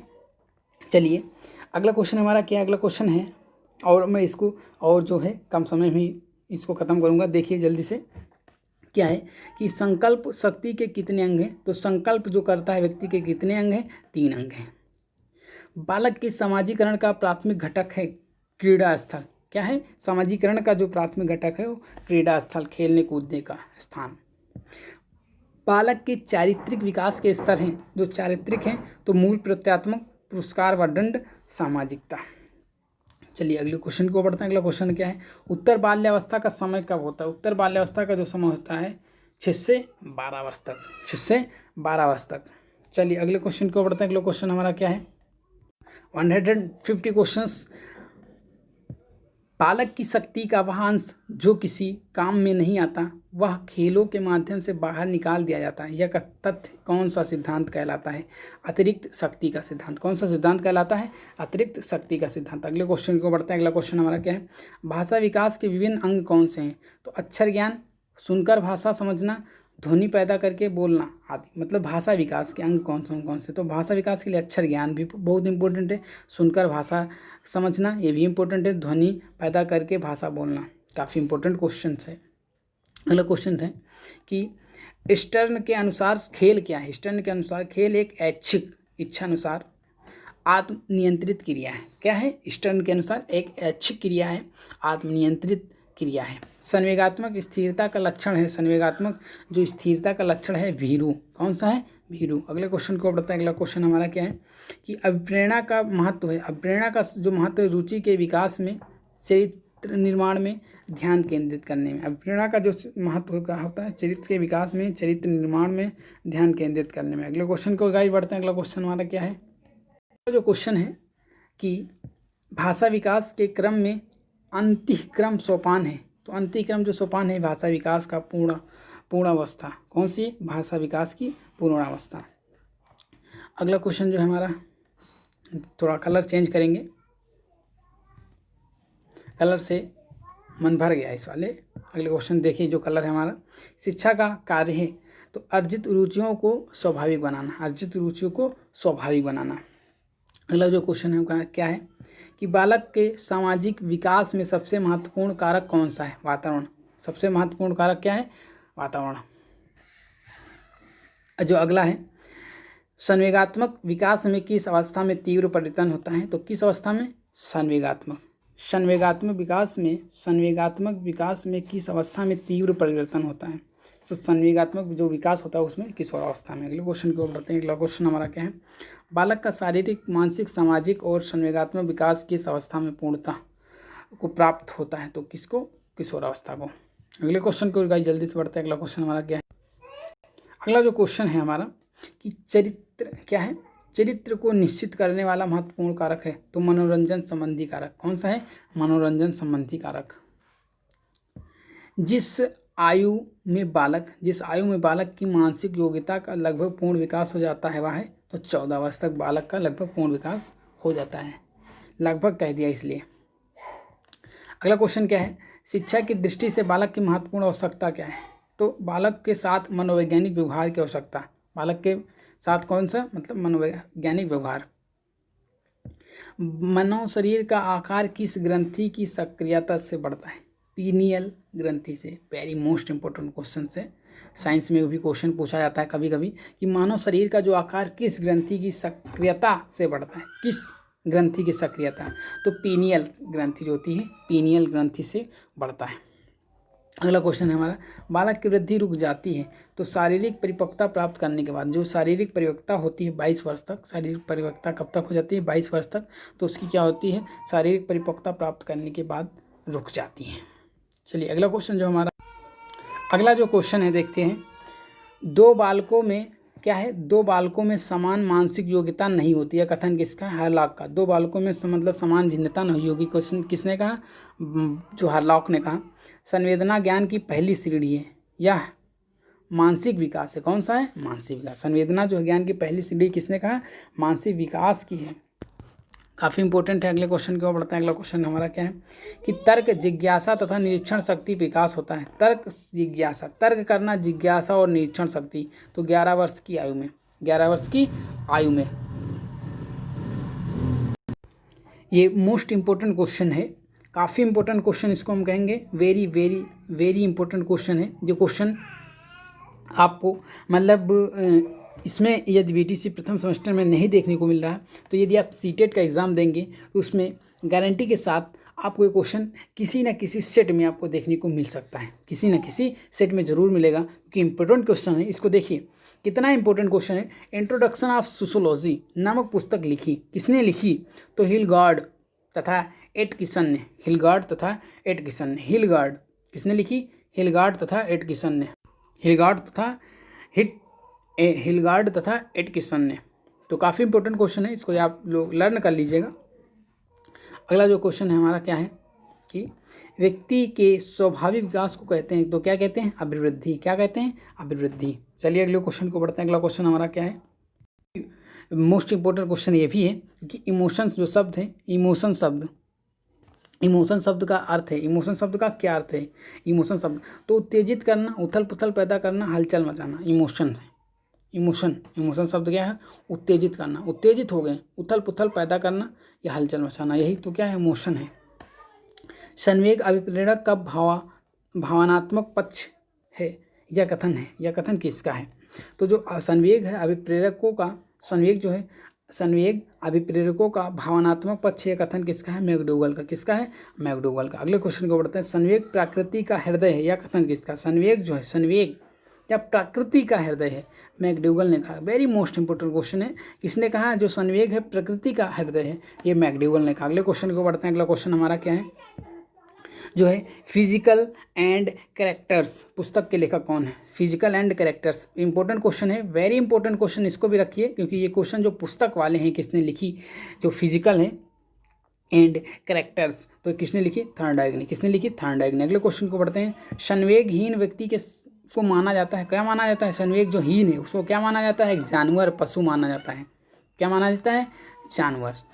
चलिए अगले क्वेश्चन को बढ़ते हैं। अगला क्वेश्चन हमारा, अगला जो क्वेश्चन है, सत्य अथवा तथ्य के दृष्टिकोण से उत्तम प्रक्रिया का बल ही बुद्धि है। बुद्धि की परिभाषा है, तो किसने की, सत्य अथवा तथ्यों के दृष्टिकोण से उत्तम प्रतिक्रिया का बल ही बुद्धि है। बल ही क्या है, बुद्धि है। बुद्धि की यह परिभाषा किसने की, थॉर्नडाइक ने दी। किसने दी, थॉर्नडाइक ने। अगले क्वेश्चन को बढ़ता है। अगला क्वेश्चन क्या है, काफ़ी इंपॉर्टेंट क्वेश्चन हमारा हो सकता है कि संवेगिक स्थिरता में किस वस्तु के प्रति निर्वेद अधिगम को बढ़ाते हैं। निर्वेद अधिगम, साहस, जिज्ञासा, भौतिक वस्तु। साहस, जिज्ञासा, भौतिक वस्तु। चलिए अगले क्वेश्चन को बढ़ता है। अगला क्वेश्चन क्या है कि कोई व्यक्ति डॉक्टर बनने की योग्यता रखता है। कोई व्यक्ति, आप भी चाहते हैं डॉक्टर बनने की योग्यता रखते हैं, तो कोई व्यक्ति शिक्षक बनने की योग्यता यह किस कारण से होता है, अभिरुचि के कारण। क्या है, उसमें उसकी अभिरुचि हुई तो वह क्या चाहता है, वो डॉक्टर बनना चाहता है, वो क्या। तो ये सब जो होते हैं, आप मास्टर बनना चाहते हैं, डॉक्टर बनना चाहते हैं, पुलिस बनना चाहते हैं, आर्मी में भर्ती होना चाहते हैं, या आप सेवा करना चाहते हैं, या आप फिल्म में हीरो बनना चाहते हैं, तो ये सब क्या है, अभिरुचि के कारण। किसके कारण है, अभिरुचि के कारण। आई होप समझ में आएगा। अगले क्वेश्चन को बढ़ते हैं। अगला क्वेश्चन हमारा क्या है, अगला क्वेश्चन है बालक में शिक्षा का स्वरूप होना क्या है। बालक में शिक्षा का स्वरूप होना क्या है, सामूहिक खेलों एवं रचनात्मक कार्यों के माध्यम से शिक्षा देना चाहिए। किसके माध्यम से, सामूहिक खेल होने चाहिए, सभी को मतलब मिला करके। जब आप गए होंगे कॉलेज में जाइए, जब आपकी इंटर्नशिप लगी होगी, तो उसमें आप समूह के द्वारा मतलब खेल कराते हैं। एक बच्चे को नहीं खेल, समूह के द्वारा। और रचनात्मक कार्य मतलब आप बताइए कि आपको ये बनाना है, छोटे मतलब उनके माध्यम, उनके हिसाब से कुछ चीज़ को मतलब रचना के लिए बताइए, तो काफ़ी उसमें उत्साहित होते हैं और बनाने लगते हैं। तो ये क्या हो जाती है, बाल अवस्था में शिक्षा का स्वरूप होना चाहिए। तो इसी तरह का होना चाहिए, मतलब सामूहिक खेल होने चाहिए, रचनात्मक कार्यों के माध्यम से शिक्षा देना चाहिए, रचनात्मक कार्य होने चाहिए। आई होप समझ में आ गया। अगले क्वेश्चन को बढ़ते हैं। अगला क्वेश्चन हमारा क्या है, देखते हैं। जो हमारा जो क्वेश्चन है क्या है कि एडोलसेंस शब्द लैटिन भाषा के एडोल एडोलेसियर क्रिया से बना है, जिसका तात्पर्य है परिपक्वता का बढ़ना। एडोलसेंस शब्द, जो एडोलसेंस है, ये जो शब्द है एडोलेसियर क्रिया से बना है, जिसका शब्द क्या है, परिपक्वता की ओर बढ़ना। किशोरावस्था का समय है 12 से 18, सबको पता होगा। अगला जो क्वेश्चन हमारा क्या है, अगला है कि मानव की वृद्धि एवं विकास की प्रक्रिया निम्न में से किस सिद्धांत पर आधारित है। मानव की वृद्धि एवं विकास की प्रक्रिया, तो विकास की दिशा का सिद्धांत, परस्पर संबंध का सिद्धांत, व्यक्तिगत भिन्नताओं का सिद्धांत। किसका है, विकास की दिशा का सिद्धांत, परस्पर संबंध का सिद्धांत, व्यक्तिगत भिन्नताओं का सिद्धांत। अगले क्वेश्चन को बढ़ते हैं। अगला क्वेश्चन हमारा क्या है कि बालकों को वंशानुक्रम से प्राप्त होता है वांछनीय एवं अवांछनीय आदतें। वांछनीय एवं अवांछनीय आदत। पर्यावरण का निर्माण हुआ है, तो सभी को पता होगा परि प्लस आवरण से। चलिए अगले क्वेश्चन को पढ़ते हैं। अगला क्वेश्चन हमारा कि बोरिंग के अनुसार क्या है, बोरिंग के अनुसार जीन्स के अतिरिक्त व्यक्ति को प्रभावित करने वाली वस्तु है, तो क्या है, वातावरण भी है। जीन्स के अनुसार मतलब व्यक्ति को कौन प्रभावित कर सकता है, वातावरण, काफ़ी मोस्ट इंपोर्टेंट है। उडवर्थ के अनुसार वातावरण का संबंध है बाह्य तत्वों से। वातावरण का मतलब क्या है, बाहर से जो तत्व हमको मिलते हैं वही वातावरण कहलाता है। किशोरावस्था की शिक्षा में किस बात पर विशेष ध्यान आकर्षण की आवश्यकता होती है, यौन शिक्षण पर, उसके यौन शिक्षण पर, पूर्ण व्यावसायिक शिक्षा पर, पर्याप्त मानसिक विकास पर, उसका मानसिक विकास। काफ़ी इंपॉर्टेंट क्वेश्चन है। अगले क्वेश्चन को पढ़ेंगे। किशोरावस्था की विशेषताओं को सर्वोत्तम रूप से व्यक्त करने वाला एक शब्द है, कौन है, परिवर्तन। मतलब किशोरावस्था की जो विशेषताओं में सर्वोत्तम रूप से व्यक्त करने वाला है, मतलब आप कह सकते हो किशोरावस्था जब आ गई तो उसको आप किस एक शब्द से उसको मतलब बता सकते हैं कि वो किशोरावस्था में, तो क्या है, परिवर्तन। जो चेंज है आपका, परिवर्तन हो गया, तो वही क्या है, वही किशोरावस्था की विशेषता का सर्वोत्तम रूप में व्यक्त करने वाला एक शब्द है। तो काफ़ी इंपॉर्टेंट क्वेश्चन है। अगला क्वेश्चन है किशोरावस्था प्राप्त हो जाने पर निम्न में से कौन सा गुण बालक में नहीं आता, तो अधिक समायोजन का गुण नहीं आता। अगले क्वेश्चन को बढ़ते हैं। अगला क्वेश्चन हमारा क्या है देखते हैं कि किशोरावस्था के विकास को परिभाषित करने के लिए बिग एंड हंड ने किस शब्द का महत्वपूर्ण माना है, तो परिवर्तन। फिर वही तरह मतलब बिग एंड हंड किस शब्द को महत्वपूर्ण माना है, तो बिग एंड हंड ने भी परिवर्तन को माना है, चेंज को। अगले क्वेश्चन को बढ़ते हैं। अगला क्वेश्चन हमारा क्या है, किशोरावस्था में बालक में सामाजिकता के विकास के संदर्भ में कौन सा कथन असत्य है, तो वे परिवार जो कठोर नियंत्रण में रहना पसंद करते हैं वो क्या है, असत्य है। किशोरावस्था में बालकों में सामाजिकरण के विकास के संदर्भ में कौन सा कथन असत्य है, यही वे परिवार जो कठोर नियंत्रण में रहना पसंद करते हैं, यही क्या है, असत्य है। वो सत्य होना चाहिए, असत्य है। फिर क्या है क्वेश्चन हमारा अगला है क्वेश्चन कि निम्न में से कौन सा कारक किशोरावस्था में बालक के विकास को प्रभावित करता है। बालक के विकास, खान पान, वंशानुक्रम, नियमित दिनचर्या बालक के विकास में प्रभावित करेगा। अगले क्वेश्चन की ओर बढ़ते हैं। अगला क्वेश्चन क्या है, दिवा स्वप्न किस संगठन तंत्र में विकसित रूप प्राप्त करता है, पलायन। दिवा स्वप्न किस संगठन तंत्र में विकसित रूप प्राप्त करता है, तो पलायन में दिवा स्वप्न। चलिए अगले क्वेश्चन को गाइस बढ़ते हैं। अगला क्वेश्चन है हमारा वो कुछ इस तरह से कि बालक की शक्ति का वह अंश जो किसी काम में नहीं आता वह खेलों के माध्यम से बाहर निकाल दिया जाता है। यह तथ्य कौन सा सिद्धांत कहलाता है, अतिरिक्त शक्ति का सिद्धांत। कौन कहलाता है, अतिरिक्त शक्ति का सिद्धांत। बालक की शक्ति का वह अंश जो किसी काम में नहीं आता वह खेलों के माध्यम से बाहर निकाल दिया जाता है। यह तथ्य कौन सा सिद्धांत कहलाता है, अतिरिक्त शक्ति का सिद्धांत। अगले क्वेश्चन को बढ़ते हैं। अगला क्वेश्चन हमारा क्या है, निरंकुश राजतंत्र में समाजीकरण की प्रक्रिया होगी, तो क्या होगी, निरंकुश राजतंत्र में मंद होगी, धीरे होगी। अगले क्वेश्चन को बढ़ते हैं। बालक के समाजीकरण में भूमिका होती है परिवार की, विद्यालय की, परिवेश की। तो बालक के जो समाजीकरण में भूमिका किसकी होती है, परिवार, विद्यालय, परिवेश की। अगले क्वेश्चन को बढ़ते हैं। अगला क्वेश्चन हमारा क्या है, अगला क्वेश्चन कि जिस बुद्धि का कार्य सूक्ष्म तथा अमूर्त प्रश्नों का चिंतन तथा मनन द्वारा हल करना है वह है अमूर्त बुद्धि। क्या है, अमूर्त बुद्धि। अगले क्वेश्चन को बढ़ते हैं। अगला क्वेश्चन क्या है, किशोरावस्था में रुचियां होती हैं, तो सामाजिक रुचियां होती है, व्यावसायिक रुचियां होती हैं, व्यक्तिगत रुचियां होती हैं। कुछ सामाजिक रुचियां होती हैं, कुछ व्यावसायिक होती हैं, कुछ व्यक्तिगत रुचियां होती हैं। अगले क्वेश्चन को गाइस चलिए अगले क्वेश्चन की ओर हम लोग आ चुके हैं। अगला क्वेश्चन हमारा क्या है, जिस क्या है, जिस विधि के द्वारा बालक को आत्मनिर्देशन के माध्यम से बुरी आदतों को छुड़वाने का प्रयास किया जाता है वह विधि है तो आत्मनिर्देश विधि। कौन सी विधि कहलाएगी? आत्मनिर्देश विधि। बुरी आदत मतलब गंदी आदत, जो गलत बात है, रॉन्ग वे, गलत रास्ते पर जब चले जाते हैं तो उसको छुड़वाने के लिए जो कार्य किया जाता है आत्मनिर्देश विधि। चलिए अगले क्वेश्चन की ओर हम लोग आगे। किस स्थिति में सामाजिकरण की प्रक्रिया तीव्र होगी? तो धर्मनिरपेक्षता में जो सामाजिकरण की प्रक्रिया जो होगी वो धीमी होगी। अगले क्वेश्चन की ओर हमारा जो 200 है हम लोग आ चुके हैं उस क्वेश्चन की ओर। काफ़ी अच्छा महसूस हो रहा है कि 200 क्वेश्चन हमने पूरे कर लिए इस वीडियोज़ में और आप लोगों को काफ़ी इस वीडियोज़ से मतलब मदद मिली है। चलिए अगले क्वेश्चन, और यदि मदद मिली तो वीडियो को लाइक करें और अभी तक हमारे चैनल पर नए हैं तो हमारे चैनल को सब्सक्राइब करें और दूसरों तक शेयर करें, जिससे आप दूसरों को मतलब काफ़ी जो लोग हैं उनको मदद मिल सके। अगले क्वेश्चन को हम आ गए हैं। संवेगात्मक एवं सामाजिक विकास के साथ साथ चलने की प्रक्रिया को किस विद्वान ने स्वीकार किया है? क्रो एंड क्रो ने। तो किसने स्वीकार किया है? क्रो एंड क्रो ने। संवेगात्मक एवं सामाजिक विकास के साथ साथ संवेगात्मक एवं सामाजिक विकास के साथ साथ चलने की प्रक्रिया को किस विद्वान ने स्वीकार किया है? Crow and crow. यदि आपको मतलब कुछ दिक्कत हो रही क्वेश्चन मतलब 350 क्वेश्चन अचीव करने में, तो आप वीडियो को पॉज करिए, थोड़ा टाइम रुक कर आप पूरी वीडियोज़ देखिए। चलिए अगले क्वेश्चन को पढ़ते हैं। अगला क्वेश्चन हमारा क्या है? अगला क्वेश्चन है, खेल के मैदान को किस विद्वान ने चरित्र निर्माण का स्थल माना है?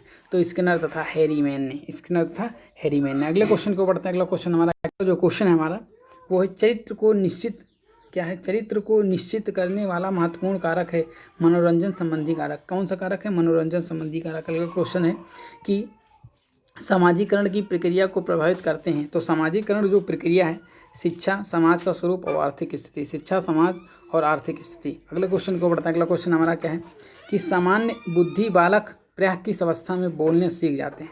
तो काफ़ी इंपॉर्टेंट क्वेश्चन, इसको मोस्ट इंपॉर्टेंट क्वेश्चन रखिए, क्योंकि जो आपको मतलब जो अच्छा मतलब बालक होगा, समान बुद्धि का बालक होगा, वो 11 माह में बोलना सीख जाता है। 11 माह में बोलना सीख जाता है। पोषाहार योजना संबंधित है मिड डे मील योजना से। किससे है? मिड डे मील योजना से। पोषाहार योजना संबंधित है किससे?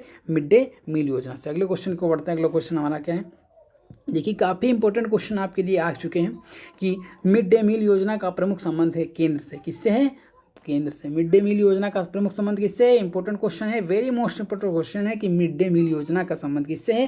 केंद्र से। मिड डे मील योजना का प्रमुख लक्ष्य क्या है? बालक को पोषण प्रदान करना। क्या है? बालक को भोजन प्रदान करना। अगला क्वेश्चन की ओर बढ़ते हैं। अगला क्वेश्चन हमारा मोस्ट इंपॉर्टेंट क्वेश्चन। अगला क्वेश्चन देखिए क्या है कि सामान्य ऊर्जा जो है आ गया। सामान्य ऊर्जा में पोषक का अर्थ माना जाता है। क्या माना जाता है? संतुलित भोजन का।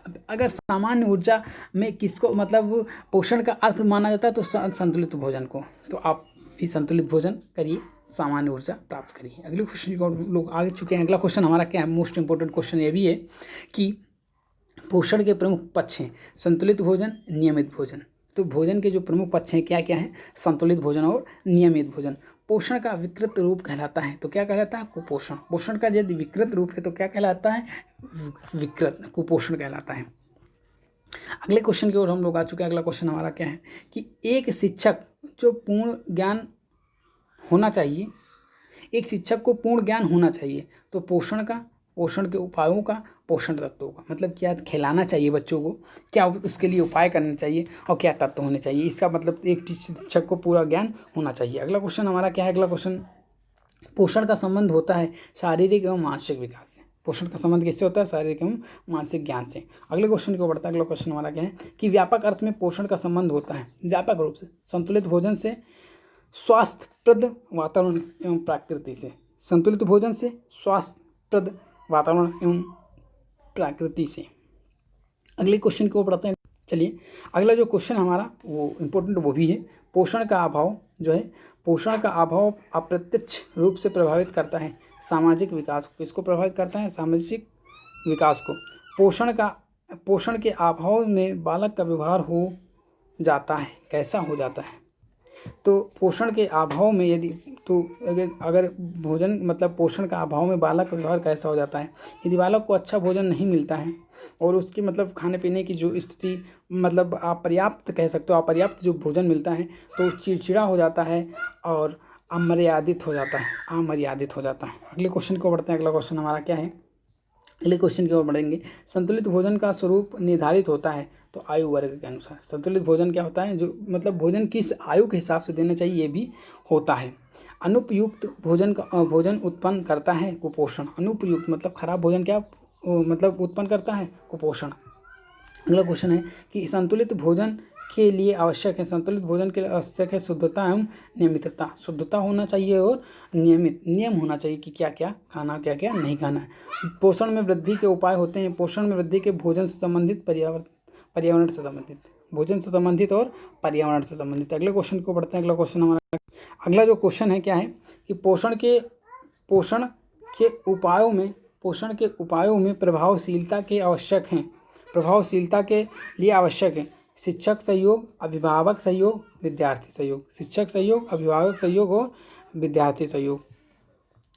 निम्नलिखित में से कौन सी विशेषता पोषण से संबंधित है? तो पोषण से जो संबंधित है वो संतुलित भोजन है। पोषण से संबंधित क्या है, संतुलित भोजन। अगले क्वेश्चन को बढ़ते हैं। अगला क्वेश्चन हमारा क्या है कि संतुलित भोजन के साथ पोषण के लिए आवश्यक है तो स्वास्थ्यप्रद वातावरण और उचित व्यायाम और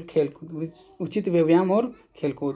संतुलित भोजन के साथ पोषण के लिए आवश्यक है तो जो स्वास्थ्यप्रद है वातावरण और उचित व्यायाम या खेलकूद। अगला क्वेश्चन हमारा क्या है कि वह उपाय जो पोषण पर्यावरण उपायों से संबंधित है, पर्याप्त निद्रा, पर्याप्त व्यायाम, स्वास्थ्यप्रद वातावरण। अगले क्वेश्चन को बढ़ता है। अगला जो क्वेश्चन हमारा क्या है कि संतुलित भोजन की इस तालिका में मांसाहारी एवं शाकाहारी बालकों की स्थिति होती है तो समान या असमान दोनों की नहीं, समान या असमान दोनों की नहीं। मतलब संतुलित भोजन की तालिका में मांसाहारी एवं शाकाहारी बालकों की स्थिति होती है तो समान और असमान दोनों की नहीं होती है। अगले क्वेश्चन को बढ़ते हैं।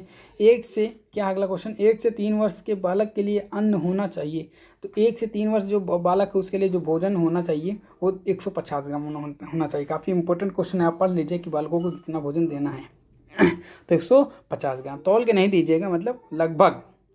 अगले क्वेश्चन को बढ़ते हैं। अगला क्वेश्चन हमारा क्या है 7 से 9 वर्ष के मांसाहारी एवं शाकाहारी बालकों के लिए अन्न होना चाहिए। मांसाहारी एवं शाकाहारी जो बालक होता है 7 से 9 वर्ष के लिए 250 ग्राम। कितना होना चाहिए, 250 ग्राम, 250 ग्राम, जिसे पाव भर कहते हैं। चलिए अगले क्वेश्चन को बढ़ता है। अगला क्वेश्चन हमारा क्या है कि 7 से 9 वर्ष के बालक को विकास स्वरूप के लिए 75 ग्राम हरी सब्जियों की आवश्यकता होती है। शाकाहारी एवं मांसाहारी दोनों के लिए, 75 ग्राम हरी सब्जी होनी चाहिए 7 से 9 वर्ष के लिए। अगले क्वेश्चन को बढ़ता है। अगला क्वेश्चन हमारा क्या है संतुलित भोजन की तालिका में 1 से 9 वर्ष के लिए फलों की तालिका में वजन होना चाहिए एक समान, मतलब 1 से 9 वर्ष तक 1 से नहीं 7, ये जो होना चाहिए वो 7 से होना चाहिए। 7 से 9 वर्ष तक के लिए फलों की तालिका में वजन होना चाहिए वो एक समान होना चाहिए। अगले क्वेश्चन को बढ़ते हैं। अगला क्वेश्चन हमारा अगला जो क्वेश्चन है हमारा कि लिखा है संतुलित भोजन में पोषक तत्व होते हैं प्रोटीन, विटामिन और वसा। संतुलित भोजन में क्या क्या होता है, प्रोटीन होता है, विटामिन होता है और वसा होता है। अगला क्वेश्चन प्रोटीन सामान्य रूप से होती है 2 प्रकार की। कितने प्रकार की होती है सामान्य रूप से, 2 टाइप्स होते हैं प्रोटीन के। अगले क्वेश्चन को बढ़ते हैं। अगला क्वेश्चन जो हमारा क्या है कि मांस से प्राप्त प्रोटीन को कहते हैं जंतुजन्य प्रोटीन। क्या कहते हैं, जंतुजन्य प्रोटीन। कौन सा स्रोत वनस्पति जन्य प्रोटीन का है, वनस्पति जन्य प्रोटीन का जो है वो जौ है। वनस्पति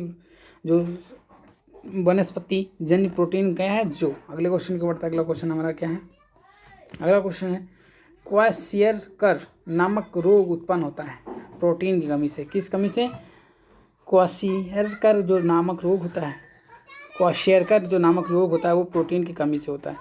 गन्ने के रस, अंगूर तथा खजूर से प्रमुख रूप से प्राप्त होते हैं कार्बोज। क्या प्राप्त होते हैं, गन्ने के रस और अंगूर तथा खजूर से प्राप्त होता है कार्बोज प्राप्त होता है। अगले क्वेश्चन को बढ़ता है। अगला क्वेश्चन है हमारा, देखिए क्या है, कार्बोज जो है, कार्बोज की अधिकता से कौन सा रोग उत्पन्न होता है। अगर अधिकता हो गई तो मोटापा और बदहजमी क्या हो जाएगी, कार्बोज जो हो जाएगा। अगर कार्बोज की अधिकता हो गई तो आपको मोटापा और बदहजमी हो जाएगी। वसा का प्रमुख स्रोत है, वसा का जो प्रमुख स्रोत है वनस्पति तेल व सूखे मेवे, वनस्पति तेल व सूखे मेवे।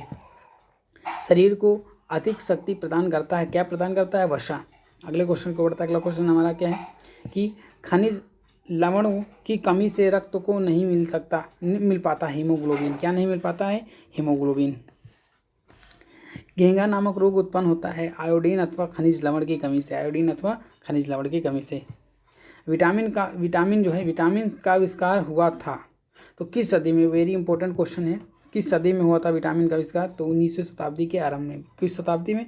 19वीं शताब्दी के आरंभ में। अगले क्वेश्चन को पढ़ते हैं। अगला जो क्वेश्चन है कि विटामिन ए की कमी से बालकों में कौन सा रोग होता है? रतौंधी रोग। ए की कमी से कौन सा रोग होता है? विटामिन बी की कमी से कौन सा रोग होता है? बी से कौन सा होता है? बेरी। विटामिन ए से ये होता है मतलब जो ए है रतौंधी, बी से बेरी। पेलाग्रह रोग किस विटामिन की कमी से होता है? विटामिन बी की कमी से। बी कॉम्प्लेक्स कहा जाता है। B complex B1 B2 B3। B complex मतलब विटामिन का कहा जाता है? B1 B2 B3। Vitamin C की कमी से होने वाला रोग कौन सा है? स्कर्वी रोग। कौन सा रोग है? स्कर्वी रोग। अगले क्वेश्चन के विटामिन सी की कमी से कौन सा रोग होता है? विटामिन सी का प्रमुख स्रोत क्या है? आंवला। अगले क्वेश्चन की ओर बढ़ते हैं। अगला क्वेश्चन हमारा देखिए, अगला जो क्वेश्चन है हमारा वो क्या है?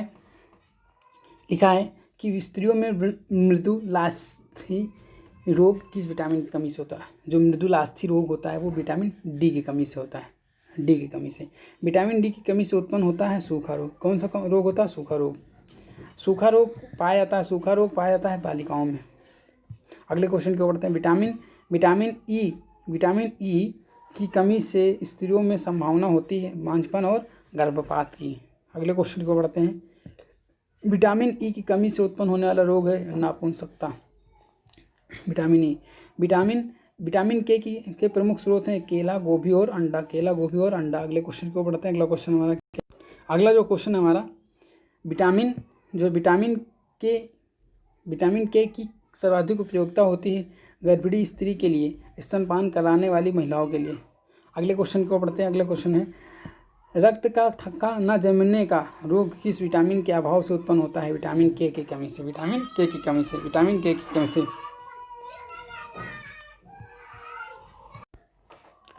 क्या क्वेश्चन कि जल हमारे शरीर में कितने प्रतिशत है? तो 70%।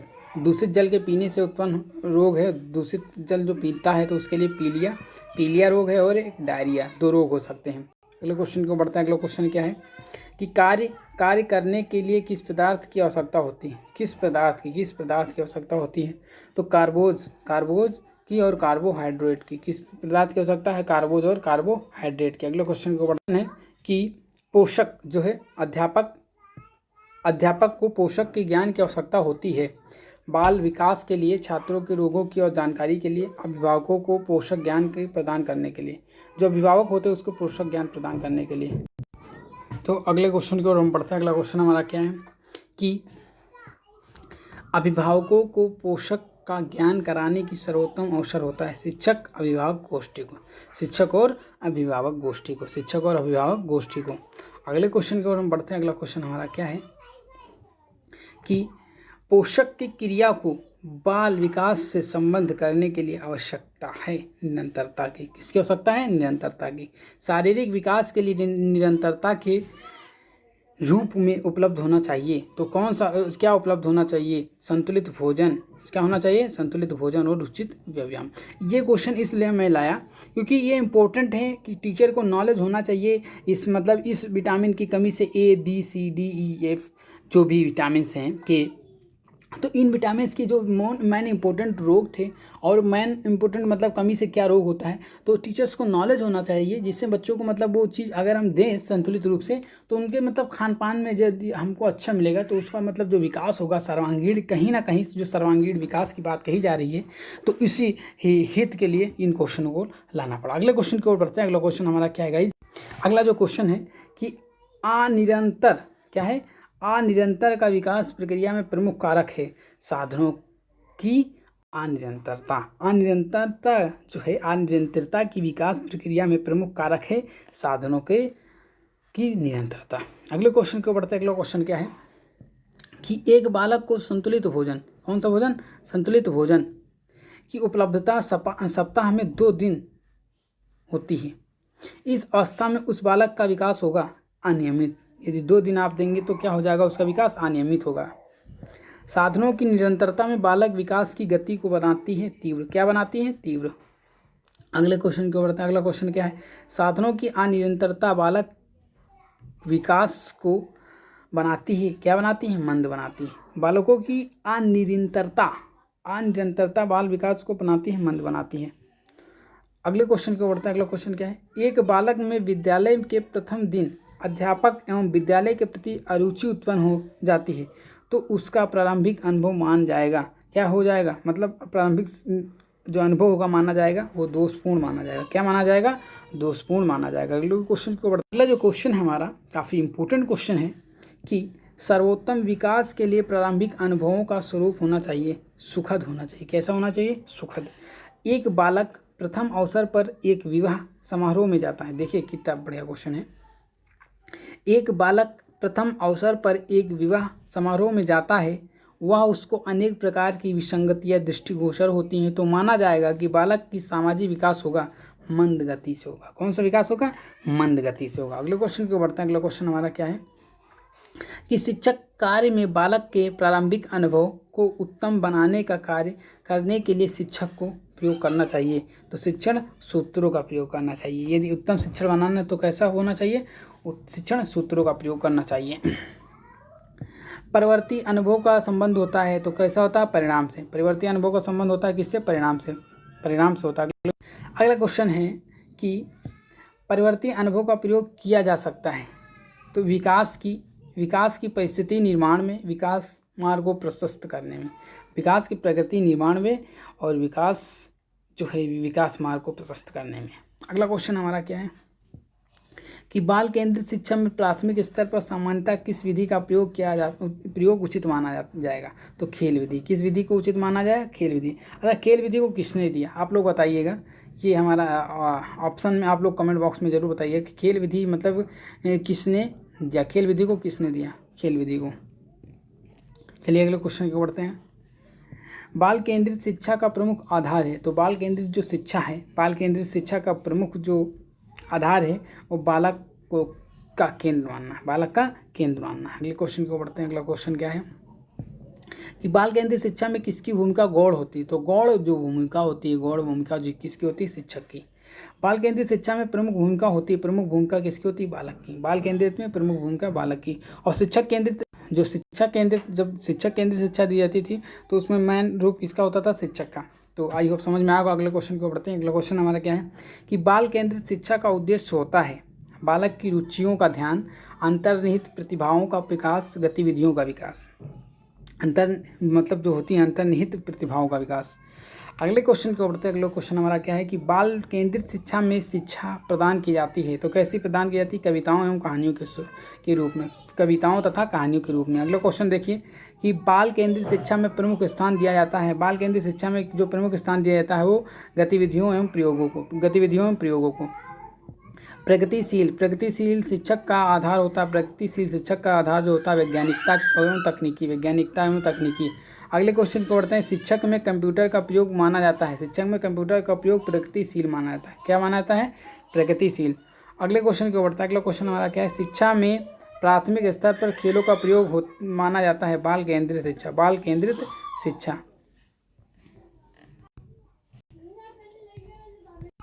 अगला क्वेश्चन देखिए क्या है कि बालकों का वैज्ञानिक दृष्टिकोण विकसित करना उद्देश्य है बाल केंद्रित शिक्षा एवं प्रगतिशील शिक्षा का। शिक्षण प्रक्रिया में शिक्षण यंत्रों का प्रयोग किसकी देन माना जाता है तो जो शिक्षण प्रक्रिया में जो है वो प्रगतिशील शिक्षण की मानी जाती है। किसकी मानी जाती है, प्रगतिशील शिक्षण की। अगले क्वेश्चन को बढ़ते हैं। अगला क्वेश्चन हमारा क्या है, समाज में अंधविश्वास एवं रूढ़िवादिता की समाप्ति के लिए आवश्यक है प्रगतिशील शिक्षा होनी चाहिए, प्रगतिशील शिक्षा होनी चाहिए। शिक्षण अधिगम प्रक्रिया को प्रभावी बनाना उद्देश्य है बाल केंद्रित शिक्षण एवं प्रगतिशील शिक्षण की। प्रगतिशील शिक्षण होना चाहिए और बाल केंद्रित होना चाहिए। अगला क्वेश्चन जो है, शिक्षण अधिगम सामग्री में प्रोजेक्टर, दूरदर्शन एवं वीडियो टैब का प्रयोग करना प्रमुख रूप से संबंधित है प्रगतिशील शिक्षा की। किसका है, प्रगतिशील शिक्षा की। अगले क्वेश्चन की ओर गाइस बढ़ते हैं। अगला क्वेश्चन हमारा क्या है, अगला जो क्वेश्चन है हमारा कि बाल केंद्रित शिक्षा एवं प्रगतिशील शिक्षा में पाया जाता है घनिष्ठ संबंध है। बाल केंद्रित शिक्षा हो और प्रगतिशील शिक्षा में दोनों में क्या है, एक संबंध है, ऐड चिन्ह है। विशेष बालकों के लिए उनकी शैक्षणिक आवश्यकताओं की पूर्ति की जाती है बाल केंद्रित शिक्षा में। क्या, किस शिक्षा में, बाल केंद्रित शिक्षा में। अगला जो क्वेश्चन है हमारा क्या है कि पाठ्यक्रम विविधता देन है बाल केंद्रित शिक्षा एवं प्रगतिशील शिक्षा की, दोनों की देन है। पाठ्यक्रम विविधता, जो विविधता है, दोनों की देन है। छात्रों के सर्वांगीण विकास का उद्देश्य निहित है, तो जो छात्रों का सर्वांगीण जो विकास है, छात्रों का सर्वांगीण विकास जो बाल केंद्रित शिक्षा एवं प्रगतिशील शिक्षा में, बाल केंद्रित शिक्षा एवं प्रगतिशील शिक्षा में। अगला जो क्वेश्चन है कि एक विद्यालय में जाति के आधार पर बालकों को उनकी रुचि एवं योग्यता के आधार पर शिक्षा प्रदान की जाती है। इस शिक्षा को माना जाएगा बाल केंद्रित शिक्षा माना जाएगा। क्या माना जाएगा, बाल केंद्रित शिक्षा माना जाएगा। चलिए अगले क्वेश्चन की ओर चलते। अगला जो क्वेश्चन है हमारा क्या है कि बालक को विद्यालय में किसी जाति या धर्म का भेदभाव किए बिना बालकों को उनकी रुचि एवं योग्यता के अनुसार शिक्षा प्रदान की जाती है। उनकी इस शिक्षा को माना जाएगा आदर्शवादी शिक्षा माना जाएगा। कौन सी शिक्षा माना जाएगा, आदर्शवादी। आदर्श से समझ लीजिए कि बालक को विद्यालय में किसी जाति या धर्म का भेदभाव किए बिना मतलब किसका, किए बिना बालकों को उनकी जो रुचि है, योग्यता है के अनुसार शिक्षा प्रदान की जाती है। तो उनकी शिक्षा को क्या माना जाएगा, आदर्शवादी शिक्षा। वो क्या हो जाएगी, वही तो आदर्शवादी शिक्षा मानी जाएगी। अगला क्वेश्चन जो है, बाल केंद्रित शिक्षा एवं प्रगतिशील शिक्षा एक दूसरे के पूरक है। बाल केंद्रित और प्रगतिशील शिक्षा एक दूसरे के पूरक हैं। अगला क्वेश्चन हमारा क्या है कि बाल केंद्रित शिक्षा एवं प्रगतिशील शिक्षा का विकास में महत्वपूर्ण योगदान है मनोवैज्ञानिक, विज्ञान एवं तकनीकी का, तीनों का। बाल केंद्रित जो शिक्षा एवं प्रगतिशील शिक्षा में विकास का महत्वपूर्ण योगदान है मनोविज्ञान, विज्ञान एवं तकनीकी का। काफ़ी मोस्ट इंपोर्टेंट क्वेश्चन है। अगले क्वेश्चन को देखिए, एक बालक की लंबाई 3 फुट थी, 2 वर्ष बाद उसकी लंबाई 4 फुट हो जाती है, यानी कि 7 हो गई। बालक की लंबाई में होने वाला परिवर्तन का माना जाएगा, तो कौन सा परिवर्तन है, विकास एवं वृद्धि। कौन सा है, विकास एवं वृद्धि का। ये क्वेश्चन समझ में आ गया। अगले क्वेश्चन की ओर बढ़ते हैं। अगला क्वेश्चन हमारा क्या है, देखिए अगला जो क्वेश्चन हमारा देखिए क्या है कि स्किनर के अनुसार वृद्धि एवं विकास का उद्देश्य है। तो स्किनर के अनुसार वृद्धि एवं विकास का संबंध प्रभावशाली व्यक्तित्व से, अगले क्वेश्चन को बढ़ते हैं। अगला क्वेश्चन हमारा क्या है, अगला क्वेश्चन है परिवर्तन की अवधारणा संबंधित है। परिवर्तन की अवधारणा वृद्धि एवं विकास से किससे संबंधित है, वृद्धि एवं विकास से संबंधित है। वृद्धि एवं विकास का ज्ञान एक शिक्षक के लिए क्यों आवश्यक है, सर्वांगीण विकास के लिए। क्यों आवश्यक है, सर्वांगीण विकास के लिए। अगले क्वेश्चन की ओर बढ़ते हैं। अगला क्वेश्चन क्या है, क्रोगमैन के अनुसार वृद्धि का आशय है जैविकीय संयमों के अनुसार, जैविकीय जो संयम है उनके अनुसार है। सोरेनसन के अनुसार वृद्धि सूचक है धनात्मक। कौन सी है, धनात्मक है। अगला क्वेश्चन देखिए, सोरेनसन के अनुसार वृद्धि मानी जाती है। सोरेनसन के अनुसार जो वृद्धि है परिवर्तन का आधार है। कौन सा है, परिवर्तन का आधार। अगले क्वेश्चन को बढ़ते हैं। अगला क्वेश्चन हमारा गाइस, अगला क्वेश्चन जो हमारा हो जाएगा काफ़ी इंपॉर्टेंट क्वेश्चन है। देखते हैं गाइस कि अगला क्वेश्चन हमारा क्या है। और हम 300 क्वेश्चंस को क्रॉस कर चुके हैं। काफ़ी अच्छा महसूस हो रहा है कि 300 हमारे क्वेश्चन का मतलब हम लोग पढ़ चुके हैं और हमारे अब 50 क्वेश्चंस बचे हैं। यदि आपको मतलब सारे एक साथ देखने में यदि प्रॉब्लम हो रही तो आप वीडियो को मतलब थोड़े टाइम के लिए आप फिक्स कर लीजिए कि इतने मिनट हमको देखना है, या आप कुछ भी फिक्स कर लीजिए। आप 50 मिनट कर दीजिए कि 50 मिनट हमको देखना है, या 30 मिनट देखना है, या आप 20 मिनट कर दीजिए। जो भी आपको देखना है, जितने मिनट आप देखिए। और ज़रूर यदि आपको इतने क्वेश्चन आपने पढ़ा है तो आपका मतलब कुछ तो आपको पता ही हो गया होगा कि हाँ इन क्वेश्चनों से हमको ज़रूर ही मदद मिली हो। मैं क्वेश्चन जो पेपर होगा उसको मैं निश्चित ही अच्छे क्वेश्चन अचीव कर सकता हूँ। तो आप सभी लोगों ने इस वीडियो को कायदे से देखिए और दूसरों तक शेयर करिए। और वीडियो यदि पसंद आई तो वीडियो को लाइक करिए। 300 क्वेश्चंस एक वीडियो में पूरे मतलब आपका विषय जो बीटीसी प्रथम सेमेस्टर है या डीएलएड प्रथम सेमेस्टर, इसका मतलब बाल विकास में सीखने की प्रक्रिया जो है, चाइल्ड डेवलपमेंट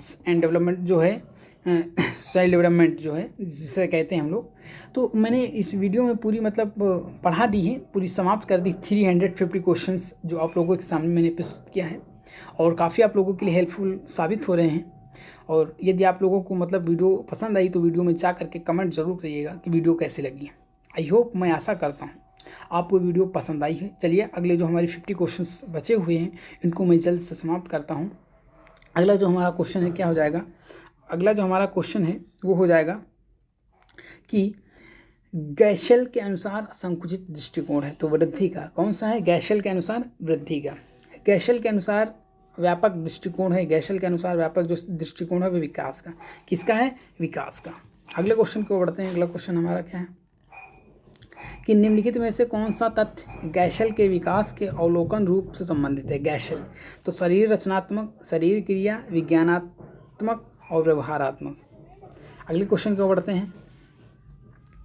विकास के अनुरूप व्यक्ति में नवीन योग्यताएं एवं विशेषताएं प्रकट होती हैं, यह कथन है तो श्रीमती हरलॉक, ये हरलॉक जी का है, श्रीमती नहीं, हरलॉक जी। अगले क्वेश्चन को बढ़ते हैं। अगला क्वेश्चन हमारा क्या है कि सोरेंस के अनुसार विकास है, सोरेंस के अनुसार जो विकास है परिपक्वता एवं कार्य सुधार प्रक्रिया, परिपक्वता एवं कार्य सुधार प्रक्रिया। अभिवृद्धि, वृद्धि की प्रक्रिया चलती है गर्भाकाल से लेकर पूर्णावस्था तक, गर्भाकाल से लेकर पूर्णावस्था तक। अगले क्वेश्चन को बढ़ते हैं। अगला जो क्वेश्चन है हमारा वो है कि अभिवृद्धि में होने वाले परिवर्तन होते हैं शारीरिक, अभिवृद्धि में होने वाले परिवर्तन क्या होते हैं, शारीरिक। अभिवृद्धि में होने वाले परिवर्तन होते हैं मात्रात्मक, मात्रात्मक भी होते हैं। अभिवृद्धि में होने वाले परिवर्तन होते हैं रचनात्मक भी होते हैं, क्या होते हैं, रचनात्मक। तो जो तीनों हैं भावात्मक, मात्रात्मक जो होते हैं, देखिए सारे जो है शारीरिक, मात्रात्मक और रचनात्मक। अभिवृद्धि का क्रम अभिवृद्धि का क्रम मानव को ले जाता है वृद्धावस्था की ओर। अभिवृद्धि जब हो रही है आपका मतलब जब बढ़ रहा है, मतलब जो आपकी जो अवस्था है वो बढ़ रही है तो क्या हो जाएगी, वृद्धावस्था की ओर आप अग्रसर हैं। अगले क्वेश्चन को बढ़ते हैं। अभिवृद्धि कहलाती है कोशिकीय वृद्धि कहलाती है, क्या कहलाती है, कोशिकीय वृद्धि कहलाती है। अभिवृद्धि एक धारणा है, संकीर्ण धारणा, कौन सी है, संकीर्ण धारणा। काफ़ी इंपॉर्टेंट क्वेश्चन है। अगले क्वेश्चन को बढ़ते हैं। अगला क्वेश्चन हमारा क्या है, अभिवृद्धि का संबंध है, अभिवृद्धि का जो संबंध है वो शारीरिक परिवर्तन से, किससे, शारीरिक परिवर्तन से। अभिवृद्धि का संबंध किससे, शारीरिक परिवर्तन। अगला क्वेश्चन हमारा देखिए कि अभिवृद्धि क्या है, अभिवृद्धि एक है, अभिवृद्धि एक साधारण प्रक्रिया, क्या है, साधारण प्रक्रिया। अभिवृद्धि की प्रक्रिया संभव, अभिवृद्धि की प्रक्रिया संभव है मापन, किससे संबंधित है, मापन से। विकास जो विकास की प्रक्रिया चलती है ये गर्भकाल से लेकर के बाल्यावस्था तक, विकास की प्रक्रिया गर्भकाल से लेकर प्रौढ़ावस्था तक, कहाँ तक चलती है, प्रौढ़ावस्था तक। अगले क्वेश्चन को बढ़ते हैं। विकास की प्रक्रिया में होने वाले परिवर्तन माने जाते हैं शारीरिक, मानसिक और सामाजिक, तीनों परिवर्तन होते हैं। वृद्धि एवं विकास के संदर्भ में सत्य है, अभिवृद्धि बाद में होती है, विकास पहले होता है। वृद्धि क्या होती है, बाद में होती है और ये विकास पहले होता है। अगले क्वेश्चन को बढ़ते हैं। अगला क्वेश्चन हमारा क्या है, विकास की प्रक्रिया में होने वाले परिवर्तन माने जाते हैं गुणात्मक, क्या होते हैं, गुणात्मक होते हैं विकास की प्रक्रिया में। अगले क्वेश्चन को बढ़ते हैं। अगला हमारा क्वेश्चन जो है, अगला क्वेश्चन है विकास की प्रक्रिया में परिणाम हो सकते हैं तो रचनात्मक एवं विध्वंसात्मक, रचनात्मक एवं विध्वंसात्मक। विकास का प्रमुख संबंध है परिपक्वता से, विकास का प्रमुख संबंध किससे, परिपक्वता से। विकास के क्षेत्र को माना जाता है, विकास के क्षेत्र को व्यापक प्रक्रिया माना जाता है, क्या माना जाता है, व्यापक प्रक्रिया। विकास की प्रक्रिया को कठिनाइयों के आधार पर स्वीकार किया जाता है जटिल प्रक्रिया के रूप में, जटिल प्रक्रिया के रूप में। अगले क्वेश्चन को बढ़ता है। अगला क्वेश्चन क्या है, विकास की प्रक्रिया में समावेश होता है तो समावेश किसका होता है, वृद्धि एवं परिपक्वता का, वृद्धि एवं परिपक्वता का। विकास की प्रक्रिया का संभव है, मतलब विकास की प्रक्रिया संभव है, विकास की प्रक्रिया संभव है, भविष्यवाणी करना जो है संभव है। क्रो एंड क्रो के अनुसार संवेग मापात्मक, मतलब मापात्मक अनुभव है, मापात्मक अनुभव। अगले क्वेश्चन को बढ़ता है। अगला क्वेश्चन हमारा क्या है, अगला क्वेश्चन है कि संवेग जो है, संवेग पुनर्जागरण की प्रक्रिया है, कथन है। वेरी मोस्ट इंपोर्टेंट क्वेश्चन है। जो संवेग है वो पुनर्जागरण की प्रक्रिया है, क्रो एंड क्रो ने कहा, किसने कहा, क्रो एंड क्रो। इस तरह की जो डिफिनीशन है मैंने मैं अपने कमेंट बॉक्स में इसका जो डिस्क्रिप्शन में मैं लिंक दे दूंगा। आप इस तरह की जो कथन है आप देख सकते हैं, जो है करीब आपको 15 कथन आपको देखने को मिल जाएंगे। उसका मतलब काफ़ी ट्रिक के साथ मैंने समझाया और एक एक शब्द को मैंने तोड़ दिया है। आप जा करके प्लेलिस्ट में भी आप देख सकते हैं, आपको उसमें मिल जाएगी, मैं या फिर उसकी लिंक डिस्क्रिप्शन बॉक्स में दे दूंगा। आप उसको देख करके बेहद जो कथन है आपको, मैं आशा करता हूँ आपको काफ़ी समझ में आएंगे और काफ़ी इंपॉर्टेंट कथन है। चलिए अगले क्वेश्चन को बढ़ते हैं। संवेग शरीर की जटिल दशा है, यह कथन है। तो जेम्स ड्रेकर का, किसका है? जेम्स ड्रेकर का। संवेग शरीर का जटिल दशा है, तो ये किसका है? जेम्स ड्रेकर का। अगले क्वेश्चन को बढ़ते हैं। अगला क्वेश्चन क्या है? संवेग में मानव की अनुभूतियाँ होती है सुखद व दुखद। संवेग में क्या होती है? संवेग में मानव की अनुभूतियाँ होती हैं सुखद व दुखद। संवेगों की उत्पत्ति होती है परिस्थिति एवं मूल प्रवृत्ति के आधार पर। परिस्थिति एवं मूल प्रवृत्ति के आधार पर। मैकडूगल के अनुसार संवेग होते हैं, मैकडूगल के अनुसार जो संवेग होते हैं वो 14 होते हैं। कितने होते हैं? 14 होते हैं। अगले क्वेश्चन की ओर बढ़ते हैं। अगला क्वेश्चन क्या है? भारतीय विद्वानों के अनुसार संवेग के प्रकार हैं। भारतीय जो विद्वान हैं, भारत के मतलब अपने जो इंडियंस हैं, उन्होंने संवेग कितने बताए हैं? 2 बताए हैं। अगले क्वेश्चन, अगला जो क्वेश्चन है वेरी इंपॉर्टेंट क्वेश्चन है कि जो भारतीय विद्वानों के अनुसार संवेग रंग जो है रागात्मक संवेग होते हैं। क्या होते हैं? रागात्मक संवेग होते हैं। अगला क्वेश्चन है सम्मान, भक्ति एवं श्रद्धा संबंधित है रागात्मक संवेग से। कौन से संवेग से? रागात्मक संवेग से। अगले क्वेश्चन की ओर बढ़ते हैं। गर्व, अभिमान एवं अधिकार संबंधित है देशात्मक संवेग। देशात्मक संवेग, संवेग 2 होते हैं, एक रागात्मक संवेग और एक देशात्मक संवेग। ये किसके अनुसार है? भारतीयों के अनुसार। अगले क्वेश्चन की ओर बढ़ते हैं। अगला क्वेश्चन हमारा क्या है कि क्रोध का संबंध किस मूल प्रवृत्ति से होता है? क्रोध का संबंध जो होता है युयुत्सा से। किससे होता है? युयुत्सा से होता है, युयुत्सा से। अगले क्वेश्चन को बढ़ता है। अगला क्वेश्चन हमारा क्या है? अगला क्वेश्चन, निवृत्ति मूल प्रवृत्ति के आधार पर कौन सा संवेग उत्पन्न होता है? निवृत्ति मूल प्रवृत्ति जो होती है उसके संवेग पर जो होता है घृणा। किसके होता है? घृणा। अगले क्वेश्चन की ओर बढ़ते हैं। अगला क्वेश्चन हमारा क्या है कि आत्म अभिमान संवेग किस मूल प्रवृत्ति के कारण उत्पन्न होता है? आत्म मतलब अभिमान जो होता है वो आत्म गौरव के मतलब जो अभिमान है संवेग किस मूल प्रवृत्ति के कारण उत्पन्न होता है? तो आत्म अभिमान संवेग जो है आत्म गौरव के मूल प्रवृत्ति के आधार पर उत्पन्न होता है। मूल प्रवृत्ति के आधार पर उत्पन्न होता है। अगले क्वेश्चन की ओर गाइस बढ़ते हैं। अगला क्वेश्चन हमारा क्या है? क्वेश्चन हमारा देखिए कि इतना इंपॉर्टेंट है कि कामुकता की स्थिति के लिए कौन सी प्रवृत्ति उत्तरदायी है? तो काम प्रवृत्ति। इंपॉर्टेंट क्वेश्चन है, ये भी क्वेश्चन आता रहता है क्वेश्चनों में। संतान की कामना नाम मूल प्रवृत्ति नामक कौन सा संवेग उत्पन्न करती है? तो संतान की जो कामना होती है वो वात्सल्य, कौन सी है? वात्सल्य संवेग होता है। अगले क्वेश्चन की ओर बढ़ते हैं। अगला क्वेश्चन क्या है कि दीनता मानव में किस संवेग को उत्पन्न करती है? तो जो दीनता होती है वो मानव की आत्महीनता संवेग को उत्पन्न करती है। दीनता मानव में किस संवेग को उत्पन्न करती है? आत्महीनता। आत्महीनता। अगले क्वेश्चन को बढ़ते हैं। अगला क्वेश्चन हमारा क्या है कि भोजन की तलाश किस संवेग से संबंधित है? भोजन की जो तलाश है वो भूख संवेग से संबंधित है। भोजन की तलाश किस संवेग से संबंधित है? भोजन की तलाश जो है वो संवेग से संबंधित है। अगले क्वेश्चन को बढ़ते हैं। अगला क्वेश्चन हमारा क्या है कि रचना धर्मिता मूल प्रवृत्ति में कौन सा संवेग विकसित होता है? तो कृति भाव उत्पन्न होता है। जो रचना धर्मिता मूल प्रवृत्ति में कौन सा संवेग उत्पन्न होता है? कृति भाव का। मैकडूगल, देखिए क्या है, मैकडूगल के अनुसार हास्य है। तो मैकडूगल के जो अनुसार हास्य क्या है? संवेग एवं मूल प्रवृत्ति। संवेग एवं मूल प्रवृत्ति, ये संवेग एवं मूल प्रवृत्ति लिखा है। संवेग एवं मूल प्रवृत्ति, संवेग एवं मूल प्रवृत्ति। ये क्या है कि मैकडूगल के अनुसार हास्य है, संवेग एवं मूल प्रवृत्ति हास्य है। चलिए अगले क्वेश्चन को पढ़ते हैं। अगला क्वेश्चन हमारा क्या है कि संग्रहण जो क्या लिखा है? संग्रहण मूल प्रवृत्ति का संबंध है अधिकार से। किससे है? संग्रह मूल प्रवृत्ति का संबंध है अधिकार से।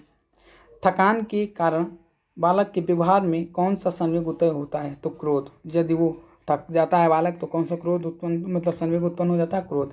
तो ये वीडियो मतलब कुछ क्वेश्चन बचे हैं जो हमारी वीडियो समाप्ति की ओर है। मैं आशा करता हूँ ये वीडियो आपको पसंद आई। यदि वीडियो पसंद आई तो वीडियो को ज़रूर दूसरों तक शेयर करिए, जिससे आपको और आपके सहपाठियों को निश्चित ही मदद मिले। चलिए अब जो हमारा क्वेश्चन है कि संवेगात्मक अस्थिरता पाई जाती है तो कमज़ोर बालकों में, बीमार बालकों में। जो संवेगात्मक अस्थिरता होती है वो कौन से बालक में? कमज़ोर जो बालक होता है, दुबला पतला या बीमार बालक होता है। संवेगात्मक स्थिति किन बालकों में देखी जाती है? प्रतिभाशाली बालकों में। संवेगात्मक स्थिरता देखी जाती है, किस में देखी जाती है? जो प्रतिभाशाली बालक होते हैं उनमें देखी जाती है। चलिए, इस वीडियो का हमारी लास्ट जो है लास्ट क्वेश्चन है जो हमारी वीडियो समाप्ति की ओर है, उस वीडियो को मैं लेकर आ रहा हूँ, मतलब लास्ट क्वेश्चन को लेकर आ रहा हूँ। और यदि वीडियो पसंद आई तो वीडियो को लाइक करें, शेयर करें, सब्सक्राइब करें, और हमारे चैनल को अभी तक आप नए हैं तो हमारे चैनल को सब्सक्राइब करें। चलिए, अगला जो हमारी वीडियो का लास्ट क्वेश्चन है वो लास्ट क्वेश्चन देखिए कितना अच्छा और कितना आपको मतलब प्यारा क्वेश्चन है। देखिए, काफ़ी इंपॉर्टेंट भी क्वेश्चन ये है कि किस परिवार में बालक में संवेगात्मक स्थिरता उत्पन्न होगी? तो किस परिवार में? सुरक्षित परिवार में, प्रतिभाशाली परिवार में और सुखद परिवार में। जो सुरक्षित परिवार होती है, मतलब क्या है क्वेश्चन देखिए क्या दिया है कि किस परिवार में बालक में संवेगात्मक स्थिरता उत्पन्न होती है? तो सुरक्षित परिवार में। जो सुरक्षित परिवार होगा, प्रतिभाशाली परिवार होगा या सुखद परिवार होगा, उसमें बालक की संवेगात्मक स्थिरता उत्पन्न होगी, संवेगात्मक स्थिरता उत्पन्न होगी।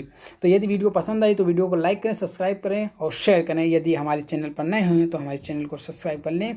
जय हिंद, जय भारत, वंदे मातरम। यदि आपको मतलब इसी तरह की लॉन्ग वीडियोस चाहिए अन्य सब्जेक्ट की, आप तो ज़रूर हमारे कमेंट बॉक्स में कमेंट करिए। मैं ज़रूर इसी तरह की हर एक सब्जेक्ट की मतलब डीपली 300, 400 या 500 तक क्वेश्चंस एक वीडियो में मैं लेकर आऊँगा, और आप लोग उसके लिए टाइम फिक्स कर लीजिए कि हमको इतने मिनट देखना है। मैं ज़रूर इस वीडियो को अगली वीडियो को लेकर आऊँगा। चलिए चलते हैं, अगली वीडियो में मुलाकात होगी। जय हिंद, जय भारत, वंदे मातरम।